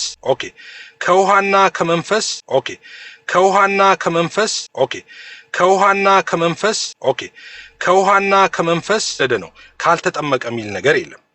ኦኬ ምን ማለት ነው? ዴን ካዲያ ውሃ የሚለው እዚህ ጋር ምንድነው? ጥምቀት ካልሆነ የውሃ ጥምቀት ካልሆነ ምን ማለት ነው? ውሃ የሚለው አንዳንድ ክፍሎችን እኔ ምን ማለት እንደሆነ እሺ ለምሳሌ ቲቶ 3:5 እንሂድ። እኔ ቃል ነው የእግዚአብሔር ቃል ነው ብዬ ነው ማምነው። የእግዚአብሔርም ቃልም ነው ውሃ እዛ ጋር ውሃ የሚወክለው ማለት ነው። ማስረጃ ቲቶ ላይ ቲቶ 3:5 እንደ ምሕረቱ መጠን ለአዲስ ልደት በሚሆን መታጠብና በመንፈስ ቅዱስ በመታደስ አዳነን እንጂ እኛ ስላደረግነው በጽድቅ ስለነበረው ስራ አይደለም። ልድገመው። እንደ ምሕረቱ መጠን እሺ ለአዲስ ልደት በሚሆነው መታጠብና ለአዲስ ልደት የሚሆነው መታጠብ እና በመንፈስ ቅዱስ በመታደስ አዳነን እንጂ እኛ ስላደረግነው ስለ ጽድቅ ስራ አይደለም ይላል። እንደዛ ብሎ ግን ይፈታል። ቆይ አንድ ጊዜ እንዴ አልጨረስኩም ነኝ እንትኔ ልጨርስ መጀመሪያ። እሺ አንደኛ ጴጥሮስ 1:23 እንደዚህ ይላል። አንደኛ ጴጥሮስ 1:23 ዳግመኛ የተወለዳችሁት እሺ ስለ ዳግም ውልደት ነው የሚያወራው እዛ ጋር ዳግም ነው ስለ ዳግም ውልደት ነው አይደል እየነገረው የነበረው ከኢየሱስ ጋር የነበረው ስሚ ስለ ዳግም ውልደት ዳግመኛ የተወለዳችሁት እሺ ከሚጠፋ ዘር አይደለም። እሺ ከምንድን ነው የተወለድነው ካዲያ? በሕያውና ለዘላለም በሚኖር በእግዚአብሔር ቃል ከማይጠፋ ዘር ነው እንጂ ይላል። በምንድን ነው ዳግመኛ የተወለድነው? በእግዚአብሔር ቃል ነው። አሁን ስለ ዳግም ውልደት እዛ ጋር የሚያወራው ስለ ቃል ነው እያወራ ያለው። እሺ ልጨምር። ኢየሱስ የምታስታውሱ ከሆነ ንጹሃን ናችሁ ይላል። ስለምን? ስለነገርኳችሁ ቃል ንጹሃን ናችሁ ይላል። ቃል ተናግሮ አነጻቸው። ስለ ቃሉ አነጻቸው። ቃል ነው የሚያነጻው። ልጨምር እንደዚህ ይላል። እሺ ቆይ አንቺ ተረጉማለሁ ስላልሽ አንድ ጊዜ እንትን ልስጥ ላንቺ። አሁን አንተ በልና ላለው ስላልሽ ከዛ በኋላ ነው እቀጥላለሁ። አንቺ አሁን ተርጉሚ። ከመንፈስ የሚለው ምን ማለት ነው? ከውሃና ከመንፈስ ይላል። ከመንፈስ የሚለው ከምንድን ነው? ውሃ ብለሽ የመጀመሪያ ውሃን ቃል ብሎ የፈታ እስቲ ብታሳየኝ ደስ ይለኛል።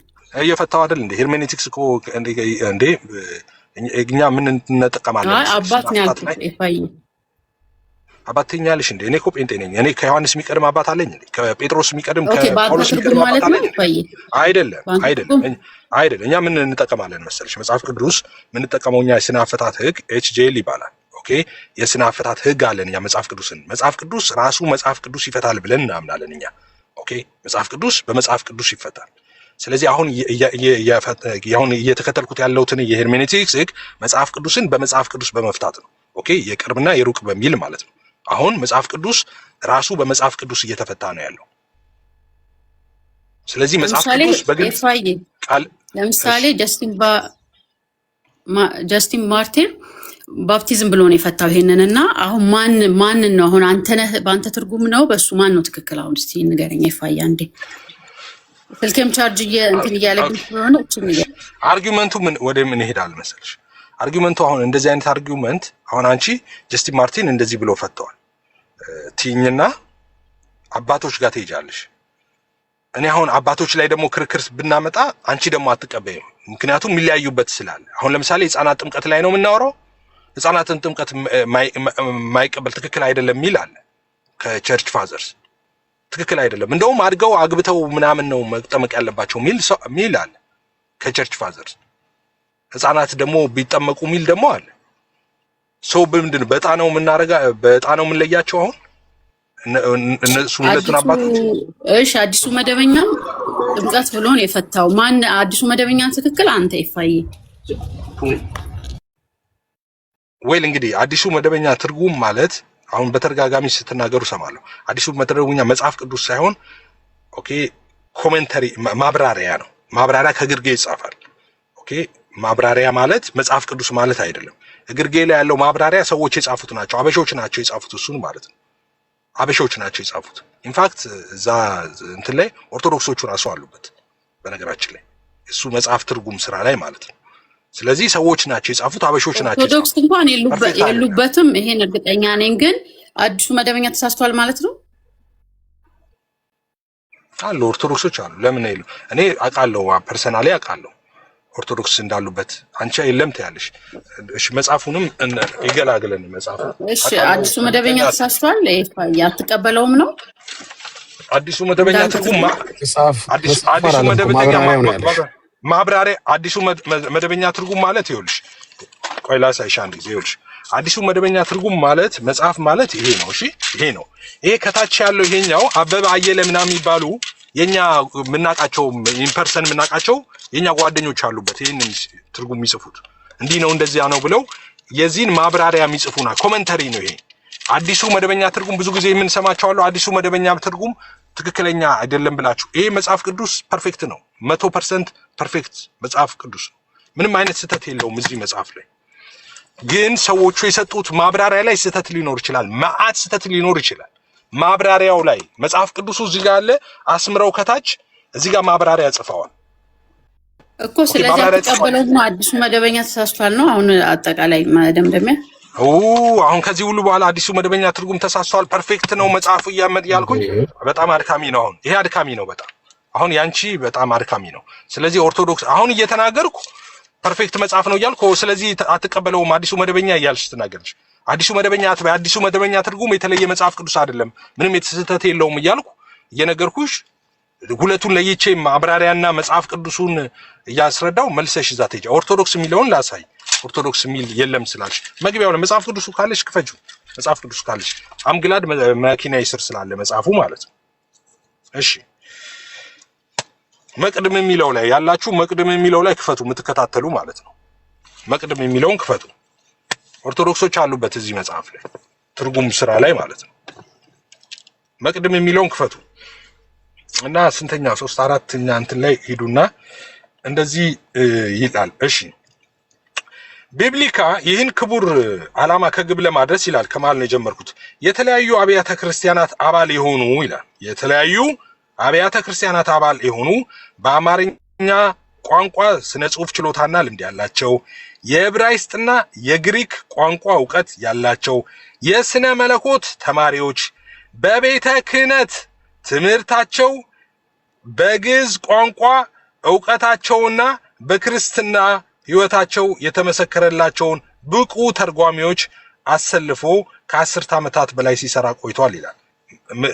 ሃይላይት ላድርግላችሁ የምፈልገው ነው ማለት ነው።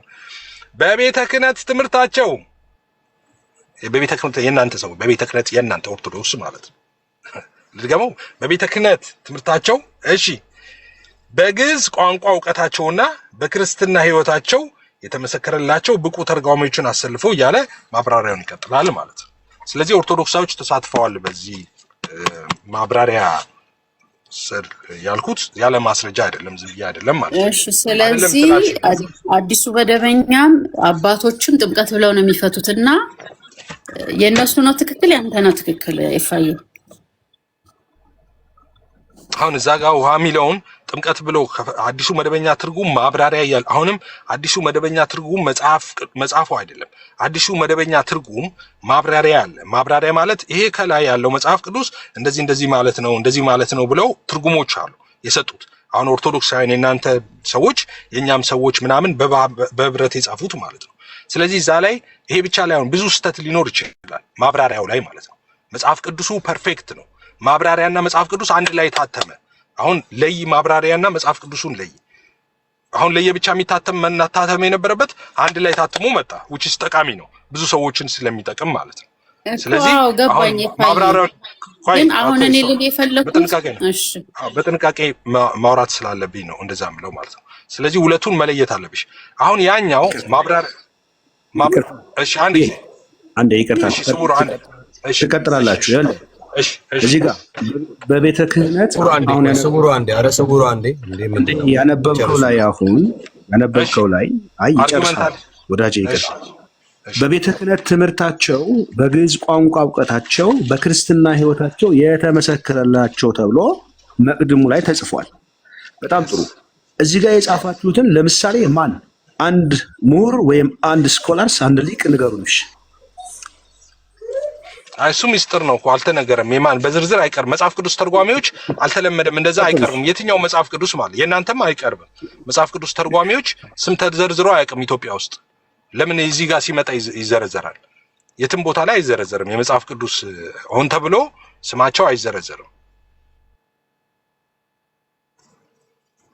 ሊቃውንቱ ለምን? ስለዚህ አሁን አንተ የምትለኝ የአባቶችም እንትን ትርጉም የእንትኑም የአዲሱ መደበኛም ትርጉም ተሳስተዋል፣ የእኔ ትርጉም ነው ትክክል እያልከኝ ነው አይደለ? እኔም የተረዳሁት ያንን ነው። ይፋይ አይደለም እኔ ያልኩት መጽሐፍ ቅዱስ በትክክል ይናገራል። ያንን በተለያዩ ክፍሎችም አብራርቶታል። ስለዚህ መጽሐፍ ቅዱስ ነው ትክክል እያልኩ ነው ያለሁት። ከመጽሐፍ ቅዱስ ሐሳብ ውጪ የሆነ ማንኛውም ሰው ምንም ሊል ይችላል። አባቶችን እንደሚቀበል መንፈስ ከውሃና ከመንፈስ ይላል አይደል? ይፋይ ከውሃና ከመንፈስ ጥምቀትን ከታምተሽ ውሃ የሚለውን ጥምቀት ይላል እዛ ጋር ውሃና መንፈስ አለ አይደል? እዛ ጋር በትክክል እኮ አስቀመጠ። ጥምቀት ይላል እዛ ጋር ጥምቀት ይላል እኮ ውሃ ጥምቀት ይላል። ያንን ደግሞ ቆይ ኤፋዬ እሺ አንተ የሚያብራራኸውን እኮ እዛ ጋር አስቀምጠውም እንዳየው ከሆነ አባቶችም አዲሱ መደበኛም አንድ አይነት ነገር አብራሩ። አሁን አንተ የምትለው የኔ ማብራሪያ ነው ልክ እያልከኝ እኮ ነው ይፋ እዚህ ጋር የኔ ማብራሪያ አይደለም። እኔ መጽሐፍ ቅዱስ ነው ትክክል ነው የምለው። ምን ማብራሪያ ያለኝ እኔ ከመጽሐፍ ቅዱስ? መቼ አብራራው? እዛ ጋር መጽሐፍ ቅዱስ እኮ ከውሃና ከመንፈስ መቼ አብራራ? እኔ ግን አባቶችም ጥምቀት ብለውታል፣ አዲሱ መደበኛም ጥምቀት ብለውታል። አንተ ግን የኔ ማብራሪያ ነው ልክ ነው አይደል ያልከኝ? እኔ ልክ ነው ያልኩት መጽሐፍ ቅዱስ ልክ ነው ያልኩት። አሁን ፖለቲክስ እንስራ ከተባለ እኔ አይደል ያስለመድኳችሁና ያስተማርኳችሁ ፖለቲክስ። እኔ ያልኩት ጳውሎስ ልክ ነው ጴጥሮስ ልክ ነው ነው። አንቺ ደግሞ አየለና አበበ የሚባሉት የ22 ሰፈር እንትኖች ሙራን እነሱ ናቸው ልክ እያልሽ፣ እኔ ጴጥሮስና ጳውሎስ ናቸው ልክ እያልኩ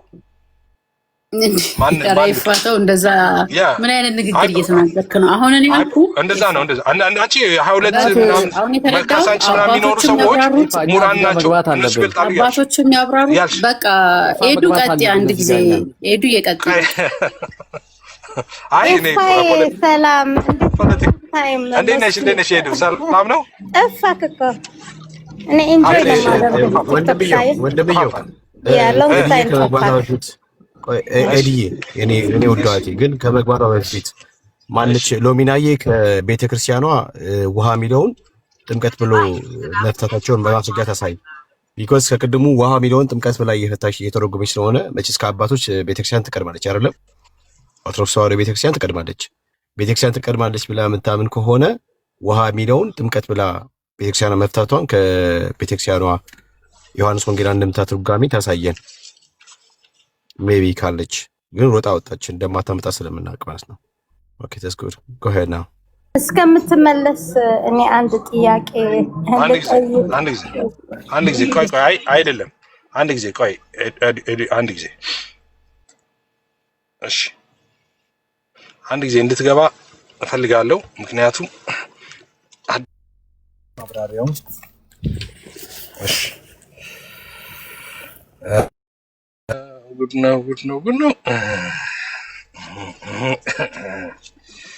እሺ ማብራሪያው ምንድን ነው የሚለው? ጥምቀት ነው የሚለው ማብራሪያው ብላለች ሎሚናት።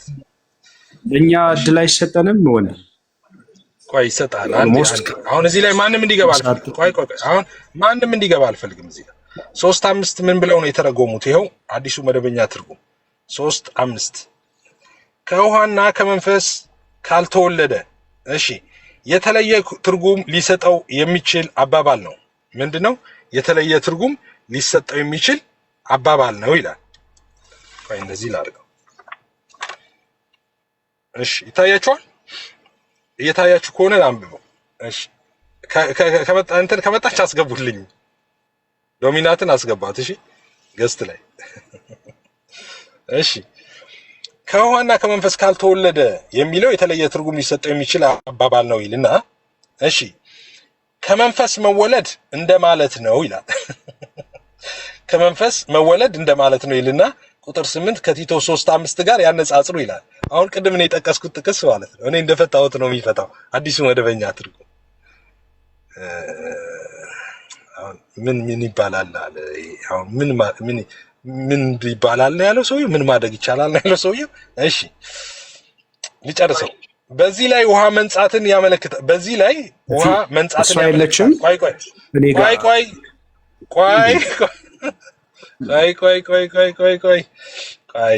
ቆይ ታችሁ እናንተ ድጋሚ ከውሃና ከመንፈስ ካልተወለደ የተለየ ትርጉም ሊሰጠው የሚችል አባባል ነው።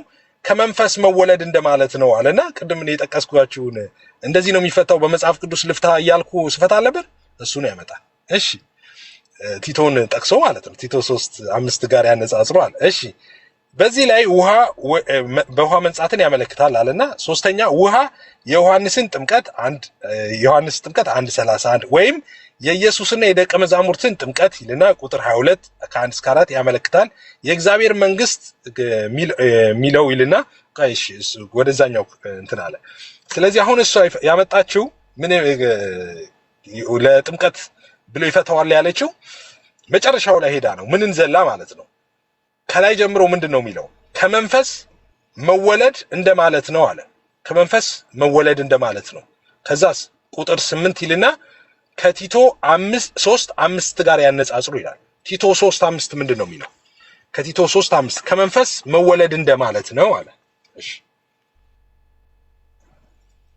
ቲቶ 3:5 ቅድም እንዳነበብኩላችሁ ማለት ነው። እንደዚህ ይላል ቲቶ 3:5 ድጋሚ ነው ማነብላችሁ። ቅድም አንብቤላችሁ ነበር ማለት መጽሐፍ ቅዱስ ራሱን ይፈታል ብዬ ያነበብኩላችሁ ማለት ነው። እንደ ምሕረቱ መጠን እሺ በአዲስ ልደት በሚሆነው መታጠብና በመንፈስ ቅዱስ በመታደስ አዳነን እንጂ እኛ ስላደረግነው በጽድቅ ስለነበረው ስራ አይደለም። አያችሁ፣ በጽድቅ ስለነበረው ስራ አይደለም። ስለዚህ እዚህ ጋር ምንድነው የሚለው? ትርጉሙ ላይ የመጀመሪያው ትርጉም ከላይ ያለው ምንድነው የሚለው? ልብ በሉ። ትርጉም ይልና ከመንፈስ አንድ ይላል። ትርጉም አንድ የመጀመሪያው ትርጉም ማለት ከመንፈስ መወለድ እንደማለት ነው ይላል። ኦኬ ከመንፈስ መወለድ እንደማለት ነው። ከዛስ ሁለት ይልና በዚህ ላይ በውሃ መንጻትን ያመላክታል ይላል። ሶስትስ ዮሐንስ ጥምቀት ይላል 1:31 ዮሐንስ ጥምቀትን ሁሉ አስገብቶታል። ኢማጂን። ከዛስ ወይም የኢየሱስና የደቀ መዛሙርቱ ጥምቀት ይልና ቁጥር 22:4 እንደዚህ እያለ ይቀጥላል። አሁን እዚህ ጋር ስንት አማራጮች ሰጠን? እንደምታዩት ስንት አማራጮች ሰጠን? 1 2 3 አማራጮች 4 አማራጮችን ሰጥቶናል። አክቹአሊ የዮሐንስ ጥምቀትና የኢየሱስ ጥምቀትን ብሎ አንድ ላይ ነው የሚያመጣው። ኦኬ 3 የትርጉም አማራጮች ሰጥቶናል። የመጀመሪያ የሰጠን ምንድነው? ከመንፈስ መወለድ እንደማለት ነው አለ። ከመንፈስ መወለድ እንደማለት ነው የመጀመሪያው ትርጉም። ቲቶ 3:5 ጋር ያነጻጽሩ ብሎ አመጣ። ሁለተኛው ትርጉም በዚህ ላይ ይልና ውሃ መንጻትን ያመለክታል ይላል። ውሃ መንጻትን ያመለክታል። ያ ጥሩ ውሃ ረጭባችኋለሁ እንደሚል በአዲስ ኪዳንም እንደምታስታውሱት አሁን ግን እናንተ በአምላካችን መንፈስ ታጥባችኋል፣ ተቀድሳችኋል፣ ጸድቃችኋል እያለ እንደሚናገረው ስለዛ መንጻት ነው የሚያመለክተው። ከዛ ሶስተኛ ጋር ሲመጣ ውሃ የዮሐንስ ጥምቀት ይላል እና የኢየሱስና የደቀ መዛሙርቱ ጥምቀት ይላል። ይሄ የኢየሱስና የደቀ መዛሙርቱ ጥምቀትና ንስሐ ጥምቀት ደግሞ የዮሐንስ ጥምቀት ደግሞ ያው የተለያየ እንደሆነ ሁለቱ ትረዳላችሁ። ግን ሁለቱንም በአንድ ላይ አምጥቶ ሶስተኛ አማራጭ ደግሞ የሰጠው እሱ ነው። ይኸውላችሁ ኮሜንታሪ ስለሆነ ይሄ እንደዚህም ይፈታል እንደዚህም ይፈታል እንደዚህም ይፈታል እያለ ኦኬ በተለያዩ ትርጉሞችን ጨምቆ ነው የሚያመጣው። የተለያዩ ትርጉሞች የያዙ ሐሳብ እንደዚህ አይነት ሐሳቦች ሲመጡ እንደዚህም ተብሎ ይፈታል እንደዚህም ተብሎ ይፈታል እንደዚህም ተብሎ ይፈታል ብሎ የትርጉም አማራጮችን ይሰጣል። እሱ ያለችው አይ ጥምቀት ብሎ ነው የፈታው ብላ እንግዲህ የኛን የአዲስ ኪዳን ጥምቀት ጋር አያይዛ ነው የፈታችው። ግን ይሄ የአዲስ ኪዳን ይሄ መደበኛው የመጽሐፍ ቅዱስ ትርጉም ግን ምንድነው የሚለው? አንደኛ የሚያመጣው ከመንፈስ መወለድ ማለት ነው ብሎ ነው። ከመንፈስ ስለመወለድ ነው የሚያወራው ይላል። ሁለተኛ ደግሞ በዚህ ላይ ውሃ መንጻትን ያመለክታል ይላል። በዚህ ላይ ውሃ መንጻት በቀጥታ ነው ማነብላችሁ ያላችሁ አንብቡት እናንተ ምናልባት ማይታያችሁ ከሆነ ማለት ነው። እሺ አሁን እንደዚህ አሪፍ ነው መሰለኝ አየር ላይ ይዤዋለሁ። ይኸው እንደዚህ ነው የሚለው እንደምታዩት። የመጀመሪያው የሚሰጠን ትርጉም ምንድነው? ከመንፈስ መወለድ ነው። ሁለተኛው ደግሞ በዚህ ላይ ውሃ መንጻትን ያመለክታል ይላል። ጥምቀት አይደለም። ሶስተኛ ደግሞ ውሃው የሚለውን ጥምቀት የዮሐንስ ጥምቀትና የኢየሱስና የደቀ መዛሙርቱ ጥምቀትን ሊያመላክት ይችላል። ሶስት ትርጉም አማራጭ ነው የሚሰጠው። ስለዚህ አሁን ትክክል ያልሆነው ምንድነው? የእህታችን ትክክል ያልሆነው ምንድነው? የውሃ ጥምቀት ብቻ እንደሚል አድርጋ ነው ያቀረበችው እሷ። የውሃ ጥምቀት which is የአዲስ ኪዳን ጥምቀት እንደሚል ነው። ግን እንደዛ አይደለም የሚያጠፋው። እኔ እንደፈታሁትም which is የእግዚአብሔር ቃል ብሎ አይፈታም። ግን ከእግዚአብሔር መንፈስ በእግዚአብሔር መንፈስ ስለመወለድ ነው የሚያወራው ብሎ ነው የመጀመሪያ ትርጉም የሚሰጠው። ሁለተኛውም ውሃ ከጥምቀቱ ውጪ ስለሆነ ውሃ ስለሚያነጻው ውሃ ነው ብሎ ነው የሚያመጣው። ሶስተኛውን ነው ስለ ዮሐንስና ስለ ኢየሱስ ጥምቀት አድርጎ የሚያመጣው ማለት ነው። እሺ አሁን መቀጠል እንችላለን። ሄዱዬ ይቅርታ እፊ በጣም አስከፋኝ ማርያምን 1 ሰዓት ተኩል ጠብቄ ይቅርታ ግን እኔ አንተን አልከኛ ይሆን ያስወጣኝ ግን ማለት ነው። ኦኬ እሺ ይቅርታ ተቀብያለሁ። ፎርጌት ቅድም በቀኝ ላይ ስግደት ላይ 2 ደቂቃ ሰጥተኸኝ ነበረ። ከፈቀድክልኝ ልቀጥል። ቆይ አንድ ጊዜ ከሱ ከመቀጠል በፊት ዳግዬ የምትለው ነገር አለ እንዴ? ቁጥር ጽፍ ነበር። አይ አልጻፍኩኝም። ቀጥሉ፣ እየሰማሁ ነው። ቀጥሉ። እሺ እሺ እሺ ስውሩ መቀጠል ትችላለህ። እሺ በመጀመሪያ እግዚአብሔር በሚያውቀው በአዲስ ልብ ነው ያየኋችሁ፣ በአዲስ አስተሳሰብ ኒው ዌይ ኦፍ ቲንኪንግ ስላገኘኋችሁ ደስ ብሎኛል። እግዚአብሔር በሚያውቀው እንደዚህ አይነት ስቴጅ ላይ መድረስ። ሁለተኛ ደግሞ ቅር ያለኝ ሙለታ ሲያወራ ሁልጊዜ ቤተክርስቲያንን እያነሳህ ነው። ቤተክርስቲያን ላይ ዲፋሚኔሽን እየሰራህ ነው። በውስጥ ላወራህ እፈልጋለሁ እዚህ ጋር ርዕሱ ስላልሆነ። በተረፈ እግዚአብሔር ማስተዋሉን ያደለን። እሺ አንተ አሁን ቅድም ስትገልጽ ስግደት የአምልኮ ብቻ ነው ብለኸኛል፣ ወይም ደግሞ ደምድመሃል፣ ወይም ለእግዚአብሔር ብቻ ነው ብለሃንኝ እንደው ዊዝ ኤክስኪውዝ ቢግ ኤክስኪውዝ። እስኪ ለአምላክህ በአንተ ለአምላክህ ሰግደህ አሳየኝ። እንዴት ነው የምትሰግደው? ብርሃናችሁ በሰው ፊት ይብራ ስለሚል እስኪ ምን ብለህ ነው የምትሰግደው? እስኪ አሳየን። እስኪ አሁን እየሰገድኩ ነው ያለሁት። አሁን ስግደት ላይ ነኝ። አሁን አይታየህም? አይታየኝም። እስኪ አሳየኝ ወንድሜ። ብታየው ነበር ስግደት የማይሆነው። ስለማታየው ስግደት አንዱ ማረጋገጫ እሱ ነው። ኢየሱስ ምን አላት?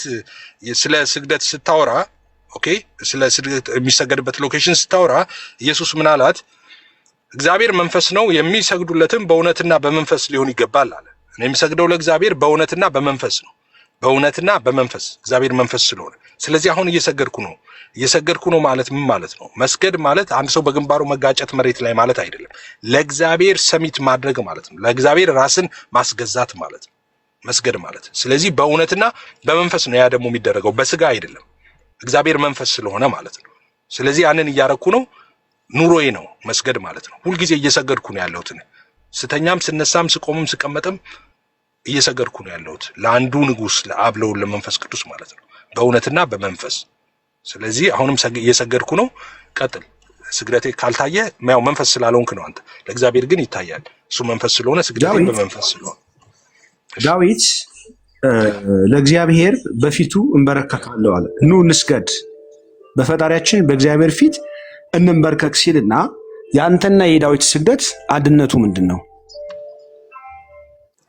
ኦኬ አሁን እዛ ጋር በብሉይ ኪዳን ጊዜ ኢየሱስም ለዛ ነው እሱ ያላትም ተሞክሮ ስለነበር ነው። አሁን በዛ ጊዜ ይሰግዳሉ ለእግዚአብሔር ሲሰግዱ ፊዚካሊ የሚሰግዱበት ሁኔታ ነበር። ኢየሱስም እኮ እሷን ያላት እኮ እሷ ተሞክሮ ስለነበራት በዚህ ነው ወይ በዛ ስትል ይመጣል ብሎ ነው እንደውም የነገራት። በዚህና በዛ ማትሰግዱበት ጊዜ ይመጣል። እንደውም ቃሉን ላንብበው በጣም ደስ ስለሚለኝ ማለት ነው። እና እግዚአብሔር መንፈስ ስለሆነ በእውነትና በመንፈስ ብሎ እንዴት በአዲስ ኪዳን ለእግዚአብሔር ልንሰግድ እንደሚገባን የተናገረበት ክፍል ነው። እና ላንብበው በጣም ስለምወደው ክፍሉን ማለት ነው። እሺ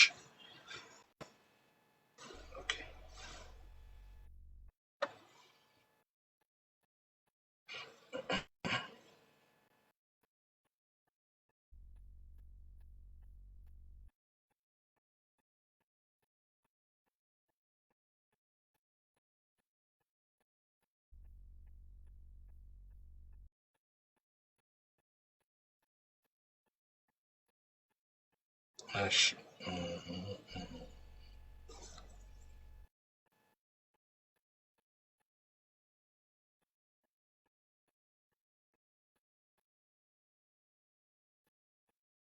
እንደዚህ ይላል። ከስንት ጀምሮ ላንብበው? ዮሐንስ 4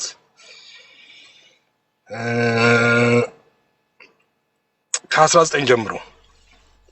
ሴቲቱ ጌታ ሆይ አንተ ነብይ እንደሆን ካያለው አባቶቻችን በዚህ ተራራ ሰገዱ። አንተ እንደምትለው ሎኬሽን መርጠው ነው የሰገዱት። እሺ ከዛስ እናንተም ሰው ሊሰግድበት የሚገባው ስፍራ በኢየሩሳሌም ነው ትላላችሁ አለችው። ኦኬ ከዛ በፊት ምን ነበረ? አባቶቿ በዛ ተራራ ይሰግዱ ነበር። እነዛ ደግሞ አይ በኢየሩሳሌም ነው ሊሰግድ የሚገባው ለእግዚአብሔር ይሉ ነበር። ከዛስ ኢየሱስ እንደዚህ አለ። ኢየሱስም እንዲህ አላት፣ አንቺ ሴት እመኚኝ፣ በዚህ ተራራ ወይም በኢየሩሳሌም ለአብ የማትሰግዱበት ጊዜ ይመጣል። ለአብ የማትሰግዱበት ጊዜ ይመጣል። በዛን ወቅት ግን እየሰገዱ ነበር፣ በዛኛው ተራራና እንደገና በኢየሩሳሌም ማለት ነው። በዚህ ነው መስገድ የሚገባው ይሉ ነበር አለችው። እሱን ኢየሱስን ማለት ነው። እሺ ከዛስ እናንተስ ለማታውቁት ትሰግዳላችሁ፣ እኛ መዳን ከአይሁድ ነውና ለምናውቀው እንሰግዳለን። ነገር ግን በእውነት የሚሰግዱ ለአብ በመንፈስና በእውነት የሚሰግዱበት ጊዜ ይመጣል፣ አሁንም ሆኗል። አብ ሊሰግዱለት እንደዚህ ያሉትን ይሻልና። ኦኬ ስለዚህ አሁን ኢየሱስ ሲመጣ አንድ ትምህርት አስተማራቸው። ስግደት በዚህ ተራራ ወይም በኢየሩሳሌም ማትሉበት ጊዜ ይመጣል። ለምን? እግዚአብሔር መንፈስ ስለሆነ በእውነትና በመንፈስ የምትሰግዱበት ጊዜ ይመጣል። እሱም ደግሞ መቼ ነው አለ? አሁን ሆኗል አለ። ስለዚህ አሁን አንተ ብሉይ ኪዳን እንዴት ሰግደዋል፣ ህዝቡ እንዴት ሰገደ ምናምን ሳይሆን ኢየሱስን ትሰማና አሁን ሆኗል የሚሰገድበት ጊዜ ይመጣል፣ በእውነትና በመንፈስ በዚህና በዛ ማይባልበት ጊዜ ይመጣል። እሱም ደግሞ አሁን ሆኗል፣ የሚሰገደው በእውነትና በመንፈስ ነው። እግዚአብሔር ደግሞ ይሄንን ደግሞ ይሻል፣ ይሄንን አይነት ስግደት ይሻል ብለዋል። ስለዚህ አሁን የምትሰግደው ምንድነው? የኢየሱስ ዶክትሪን ነው። ይሄ ዝም ብለህ መጠጣት ነው ያለብህ። ኢየሱስ እንደነገረ በእውነትና በመንፈስ ነው የምትሰግደው፣ በዚህና በዛ አትልም። ምን እግዚአብሔር መንፈስ ስለሆነ ማለት ነው። እሱም ደግሞ የሚወደው እንዲህ ያለውን ስግደት ነው ይላል።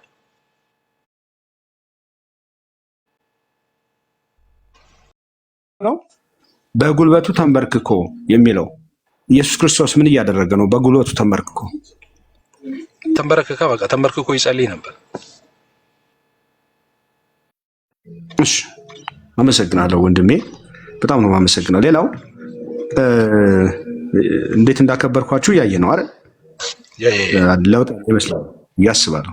አመሰግናለሁ።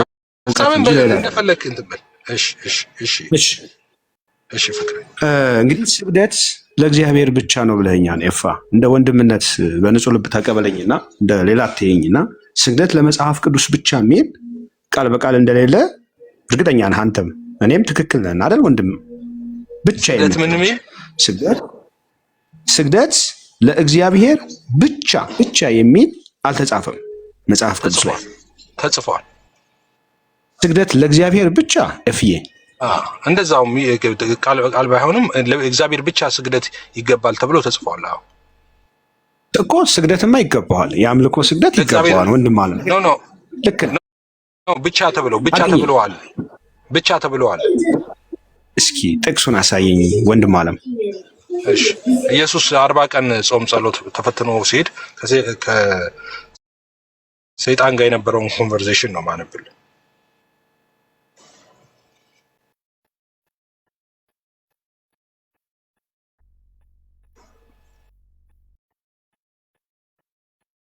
ስልጣን ውበት አንድ ቀን ይሻራል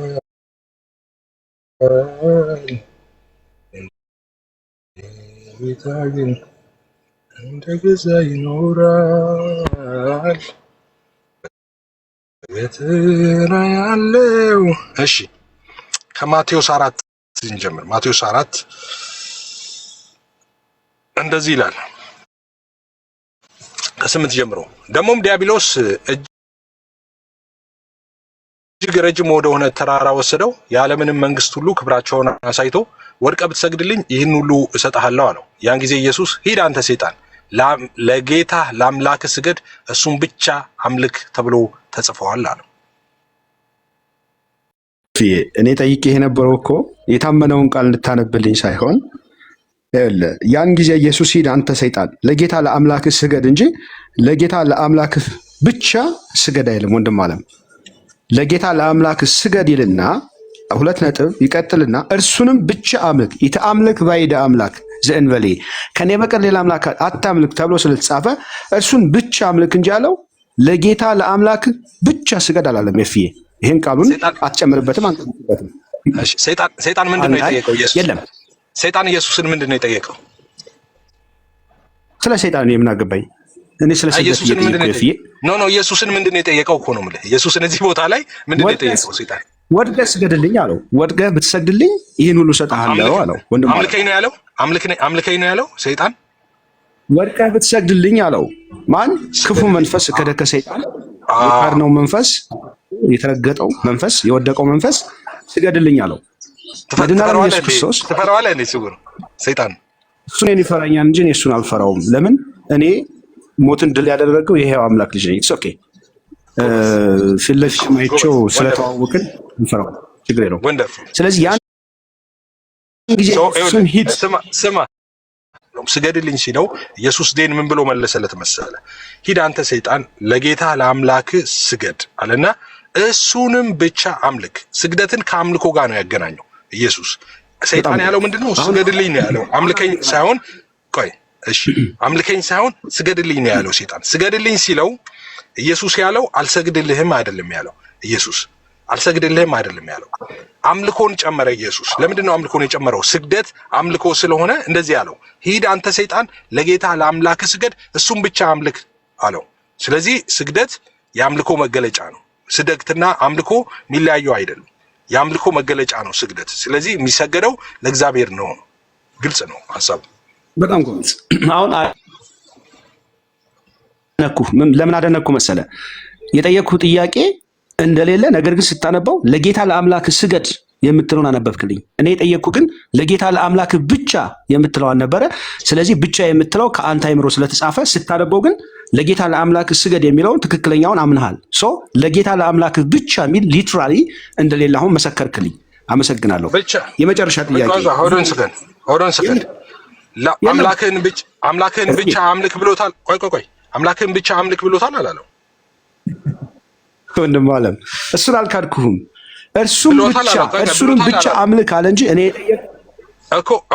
የጠየቅኩህ እኮ ለጌታ ለአምላክ ብቻ የሚለው ብቻ አንተ የጠየቀኝ ብቻ ስገድ የሚላለው ወይ ነው ያልከው። አሁን እዚህ ጋር ልብ ብለህ ስማኝ። አሁን ከዚህ በኋላ አልደግመውም። አንተ የጠየቀኝ ለእግዚአብሔር ብቻ ስገድ የሚላለው ወይ ነው። እግዚአብሔርን ብቻ አምልክ የሚላለው ወይ ብለህ አልጠየቀኝም። ግን ልብ ብለህ ስማኝ እኔን መልስ።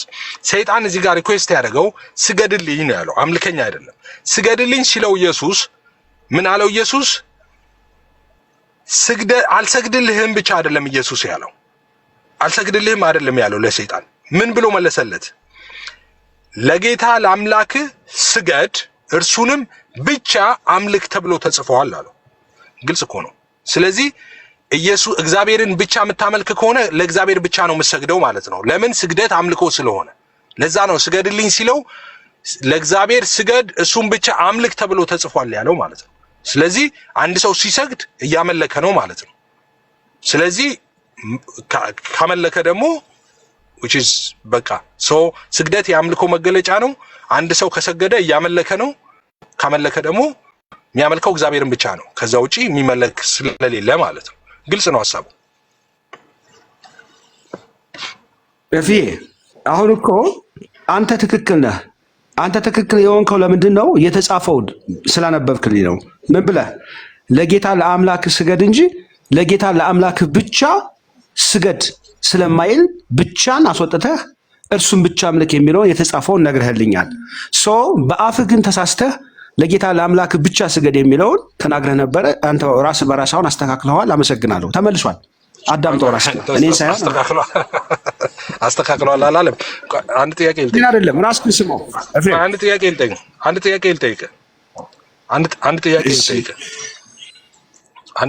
አሁን ሎጂካል የሆነ ጥያቄ ልጠይቅ ነው። ይሄን ሰዓት የገዛሁት እኔ 1 ብር ነው የገዛሁት። ይሄን ሰዓት እሺ 1 ብር ገዝቼዋለሁ እና ነጋዴ ነኝ። 1 ብር ነው የገዛሁት። ልሸጥ እፈልጋለሁ ይሄን ሰዓት። ኦኬ ልሸጥ እፈልጋለሁ ይሄን ሰዓት። አሁን ስንት እንደሚሸጠው ጠይቀኝ።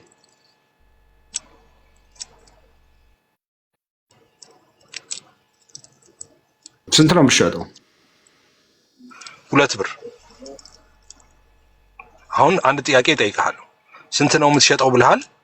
2 ብር ብያለሁ። አንድ ጥያቄ ልጠይቅህ። አሁን የዚህ ሰዓት ዋጋ ስንት ነው? 2 ብር አልክ። ከአንተ አንጻር ከሆነ ስለዚህ 2 ብር ነው የምሸጠው ብያለሁ። 2 ብር ነው። ኦኬ አሁን ድጋሚ ጠይቀኝ።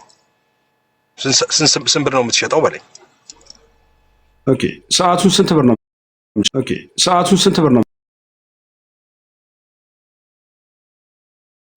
የዚህ ሰዓት ዋጋ ስንት ነው? አሁን የዚህ ሰዓት ዋጋም ስንት ነው? አሁን ፊክስድ ስለሆነ የተወሰነ ስለሆነ 2 ብር ነው ባንተ አቆጣጠር።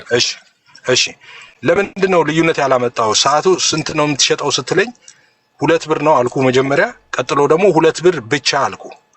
2 ብር ስልህ የሰዓት ዋጋው 2 ብር ነው አልከኝ። ብቻ ሚል ስላልጨመርኩ ማለት ነው። ስለዚህ አንተ ኢየሱስ የሚሰገደው ለእግዚአብሔር ነው እያለ ለእግዚአብሔር ብቻ ሚል ስላልጨመረ ለሌላ ይሰገዳል ብለህ ምትለው። አሁን እዚህ ሰዓት ላይ ግን 2 ብር ስልህ በቃ 2 ብር ነው ምትለው። ደብል ስታንዳርድ አይደለም እንዴ? በነገራችን ላይ ምሳሌ ዘየሐስጽ ነው ያወራኸው። ይሄ የነገርከኝ ምሳሌ ከጠየቅኩ ጋር አይገናኝም። ኤፊ ለምን መሰለህ? እኔ የጠየቅኩህ ከዚህ መጽሐፍ የጻፈ እንዳውም እናንተ መጽሐፍ ቅዱስ መጽሐፍ መጨመር አይገባም ትላላችሁ። ከዚህ መጽሐፍ የጨመረ እንደማይቻል ሁሉ ለጌታ ለአምላክህ ብቻ ስገድ አይልም እያልኩህ ለጌታ ለአምላክህ ብቻ ብለህ አንተ ልትተረጉም አልተፈቀደልህም። ታረም ወንድም አለም ወይም አስብበት እየሄድክ ካልተቀበልከኝ ትችላለህ። ምክንያቱም ከተወሰነ ጊዜ በኋላ ስለሚገባ እርሱን ብቻ አምልክ የሚል ተጽፏል። ጥያቄ ምን ነበር? ለጌታ ለአምላክ ብቻ ስገድ የሚል አለ ወይ ነው። ምክንያቱም አንተ ለሌሎች ስግደት የለም ብለህ ስለደመደምክ ያልተጻፈውን ለጌታ ለአምላክ ብቻ ብለህ ስለተረጎምከው ነው። እሱ ለአንተ ለህሊና በአዲስ ኪዳን ለሰው አንድ ጊዜ አልጨርስም እኮ አይን ጥያቄ ስማኝና ትቀጥላለህ። እኔ አልጨርሳለሁ አላልኩም። በአዲስ ኪዳን መጽሐፍ ለፍጡር የሰገደ አንድ ሰው አምጣና እኔ ከዛሬ ጀምሮ ለፍጡራን ስግደት ይገባል የሚል ትምህርት እቀበላለሁ፣ ማስተማር እጀምራለሁ። አንድ ሰው ለፍጡር የሰገደ በአዲስ ኪዳን አምጣ። አይ ሴድ አንድ ሰው በአዲስ ኪዳን አምጣ።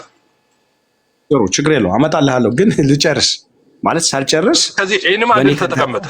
ይሄን እድል ተጠቀምበት። በአዲስ ኪዳን ለፍጡር የሰገደ አንድ ሰው አምጣና ከዛ ጭቅጭቅ ምን ያስፈልጋል? በቃ እኔ ለፍጡር ስግደት ይገባል ብዬ እቀበላለሁ። አንድ ሰው በአዲስ ኪዳን ስግደት ያቀረበ ሰው አምጣ በመጽሐፍ ቅዱስ አንድ። በነገራችን ላይ ሰው ብቻ ሳይሆን ራሱ እግዚአብሔር ከእግርህ በታች እንዲንበረከኩ አደርግልሃለሁ፣ ራሱ እግዚአብሔር እንዲሰግዱ አደርግልሃለሁ ብሏል። ወዳጄ ሰው ብቻ ሳይሆን አሁን የኔን ተው፣ መልሱም አሁን አልመልስልህም። ለምን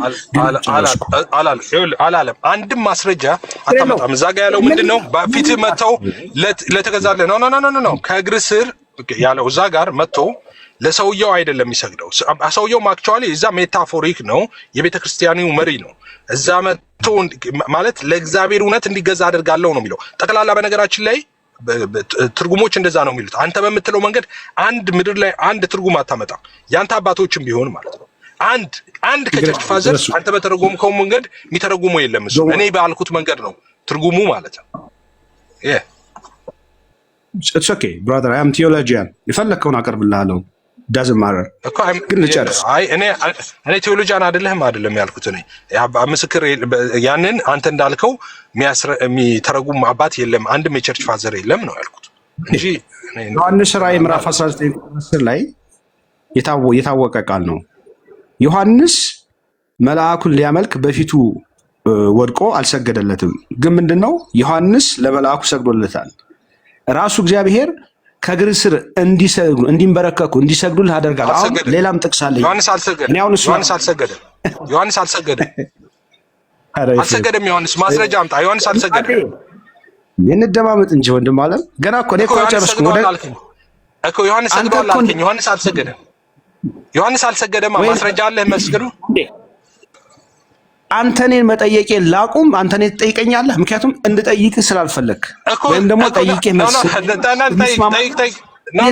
ግን ዮሐንስ ሰግዷል ስላልክ ነው አልሰገደም ያልኩ። እኔ እየጠየቅኩ ጥያቄን ሳልጨርስ ጥያቄ ታስገባለህ። ምክንያቱም ጥያቄህን በአንተ ጥያቄ ውስጥ መልስ ፈልገህ ነው። ገባህ? ይሄ ኢትስ ኖት ፌር ብራዘር። ትጨርስና ትጨርስ የፈለግከውን ጥያቄ ትጠይቀኛለህ። የፈለግከው እሺ። መጽሐፍ ቅዱስ ሰዎች ለሰዎች በአክብሮት ይሰግዳሉ። ኦሪት ዘፍጥረት 23:7 ላይ እንዲሁም አምልኮ ለእግዚአብሔር ነው። ለእግዚአብሔር የአምልኮ ስግደት ነው። ሰዎች ለሰዎች ደግሞ ይሰግዳሉ። ኦኬ። በዚህ በኤሳው ከሆነም ኤሳው ኦሪት ዘፍጥረት 33:3 ላይ አለ። እንደገና ደግሞ ሌላ ቦታ ላይም አለ፣ የተጻፈ አለ። 7 ጊዜ ይሰገደለት አለ። አሁን እንግዲህ በመጽሐፍ ቅዱስ ላይ በብሉያትም በአዲሳትም ሰዎች ለሰዎች ይሰግዳሉ።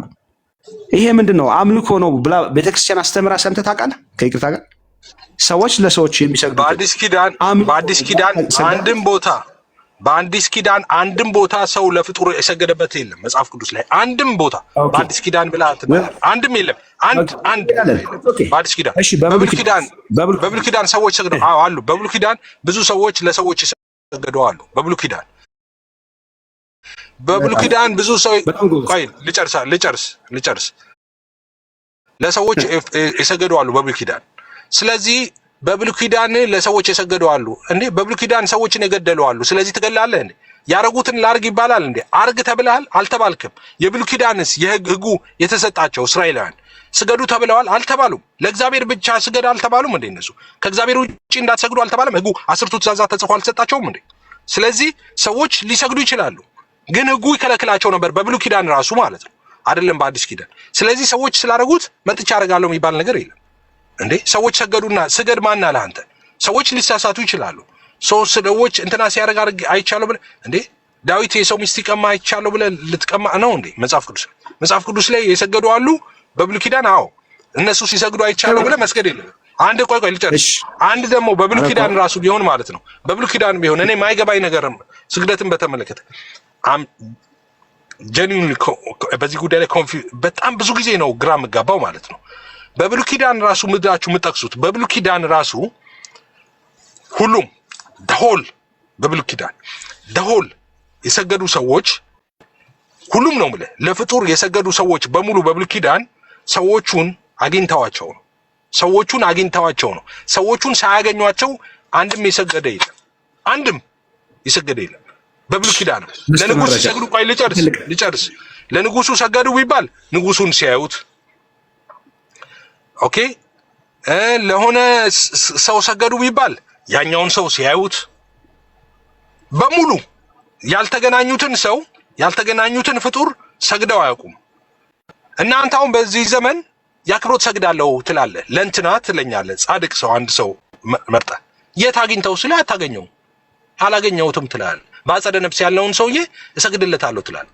አለ እንደዛ በመጽሐፍ ቅዱስ ውስጥ ያላገኘውን ፊት ለፊት ያልተገናኘውን ፍጡር ለዛ ይሰገዳል። አሁን እናንተ በምትሉት ትምህርት ሊድር ብዬ ነው ወጥቼ ከኔ ቦክስ እናንተ ቦክስ ውስጥ ገብቼ ፊት ለፊት ያልተገናኘውን ሰው የሰገደ ሰው አለ? ካዲያ የሌለ ሰው በህይወት የሌለ ሰው መናፍስት ጠሪነት አይደለም እንዴ? የሌለ ሰው በህይወት በአጸደ ነፍስ ስላለ ሰው እንዴት ትሰግዳለህ? ላላገኘው ሰው ላልተሰገደለ ሰው አተልቀኝ። ኦኬ አተልቀኝ። እሺ በዚሁ አጋጣሚ ምን አልከኝ መሰለህ? በብሉይ ኪዳን ሰዎች ለሰዎች ወይም ለእግዚአብሔርና ለንጉሱ ሰግደዋል፣ ነብዩም ሰግዷል 7 ጊዜ ለሌላም አምነሃል። በአዲስ ኪዳን ግን ሰዎች ለሰዎች አልሰገዱም ብለሃል። ልክ ነኝ አይደል? ሚውት ነህ። በአዲስ ኪዳን አንድም ለፍጡር የሰገደ የለም በመጽሐፍ አንድም በአዲስ ኪዳን yes ልብ በሉ። እሺ ልብ በሉ። ምናልባት አላየው ይሆናል። አንብብልኝ። እሺ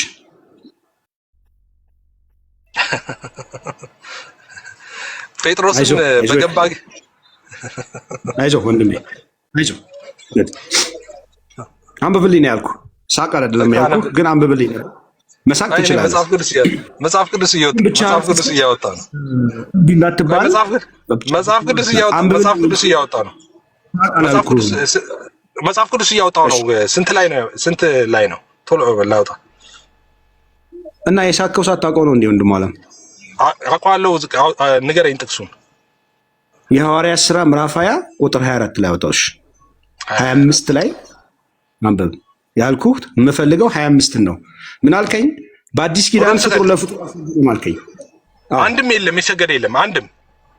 ሎቱ ስባት አይ ፔቴ አንዴ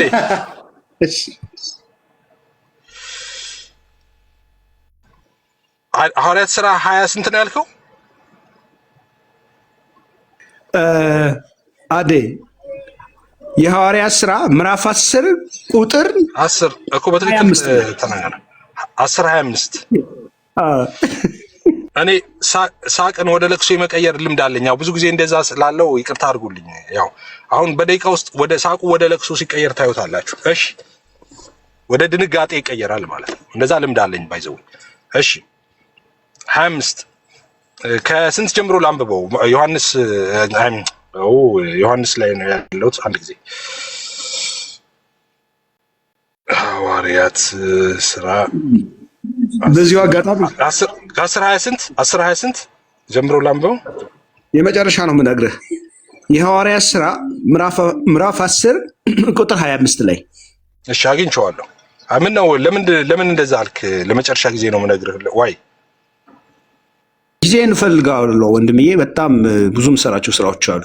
እፍዬ አሁን ያንተን ነፍስ እያዳንኩ ነው። ቀጣይ ደግሞ የኔ ስራ አለብኝ። እሺ ፕሮቴስታንቶች እንደሚወጡ ተስፋ ስሙ። አሁን ስማ፣ ቆይ እኔ ነገርኩህ እኮ ኤፍሬም ባለጊዜ ቤት ነው የመጣው። እንትን አትበል። ነገርኩህ። አሁን ሳቅህን ወደ ለቅሶ ቀይረዋለሁ። ደም ስውሩ እሳተ ገሞራ ነኝ። እንደ እሳተ ገሞራ በአይምሮ ውስጥ ወጣብሃለሁ። በቃ ዓለም ይሳቅ። ዓለም ለመሳቅ ተዘጋጁ። አሁን ለመሳቅ ተዘጋጁ። እኔ ደግሞ አንተን አይደለም በትልቁ ማለት አንተ አይምሮ ውስጥ እንዲወጣ ቀጥል። አረና አሁን ዝም ብላችሁ ተከታተሉ። አሁን ጥሩ፣ እንደዛ አይነት ሰው ይመቸኛል። ጥሩ፣ እንደዛ እንኳን አልክ ማለት ነው። አንብብልኝ። ላምበብ። ኧረ ተረጋጋ። አሁን ስሙት። ሳቁ ወደ ለቅሶ ሲቀየር ስሙት፣ ተከታተሉ። እንደዚህ ይላል። ቆይ እንደዚህ ይላል። ቆይ እንደዚህ ይላል። በነገውም ወደ ቄሳርያ ገቡ። ቀርኔሌዎስም ዘመዶቹና የቅርብ ወዳጆቹ በአንድነት ጠርቶ ይጠባበቃቸው ነበር። ጴጥሮስ በገባ ጊዜ ቆርኔሌዎስ ተገናኝቶ ከእግሩ በታች ወደቀና ሰገደለት፣ ወርሺፕ አደረገው። አላለቀም እዚህ ጋር። ጴጥሮስ ግን ተነሳ፣ እኔ ደግሞ ሰው ነኝ ብሎ አስነሳው። ከእርሱም ጋር እየተነጋገረ ገባ። ብዙዎቹም ከተማውን አሁን ይሄ ሰውዬ ጴጥሮስን ሲያገኘው ለጴጥሮስ ሰገደ፣ ወርሺፕ አደረገው ነው የሚለው እንግሊዝኛው። ጴጥሮስ ምን አለው? ተነሳ ሰው ነኝ እኔ ያለው ይላል ጴጥሮስ። ስለዚህ ምንድነው እያልክ ያለው? እዚህ ጋር ሰውየው ተሳስቶ ጴጥሮስን ወርሺፕ አደረገው፣ ሰገደለት። ጴጥሮስ ግን ተነሳ እኔ ሰው ነኝ ብሎ አስነሳው፣ ተቃውሞ ማለት ነው። እና በአዲስ ኪዳን ሰዎች ሰግደዋል ብለህ ስለዚህ ጴጥሮስ ሰው ስለሆንኩ አይገባኝም ስግደት ብለዋል። ስለዚህ አንተ በአዲስ ኪዳን ስግደት ያቀረበ አምጣ ስትባል ተሳስቶ ለፍጡር ያመለከ ሰው አምጥተህ እንደ ምሳሌ ታደርጋለህ?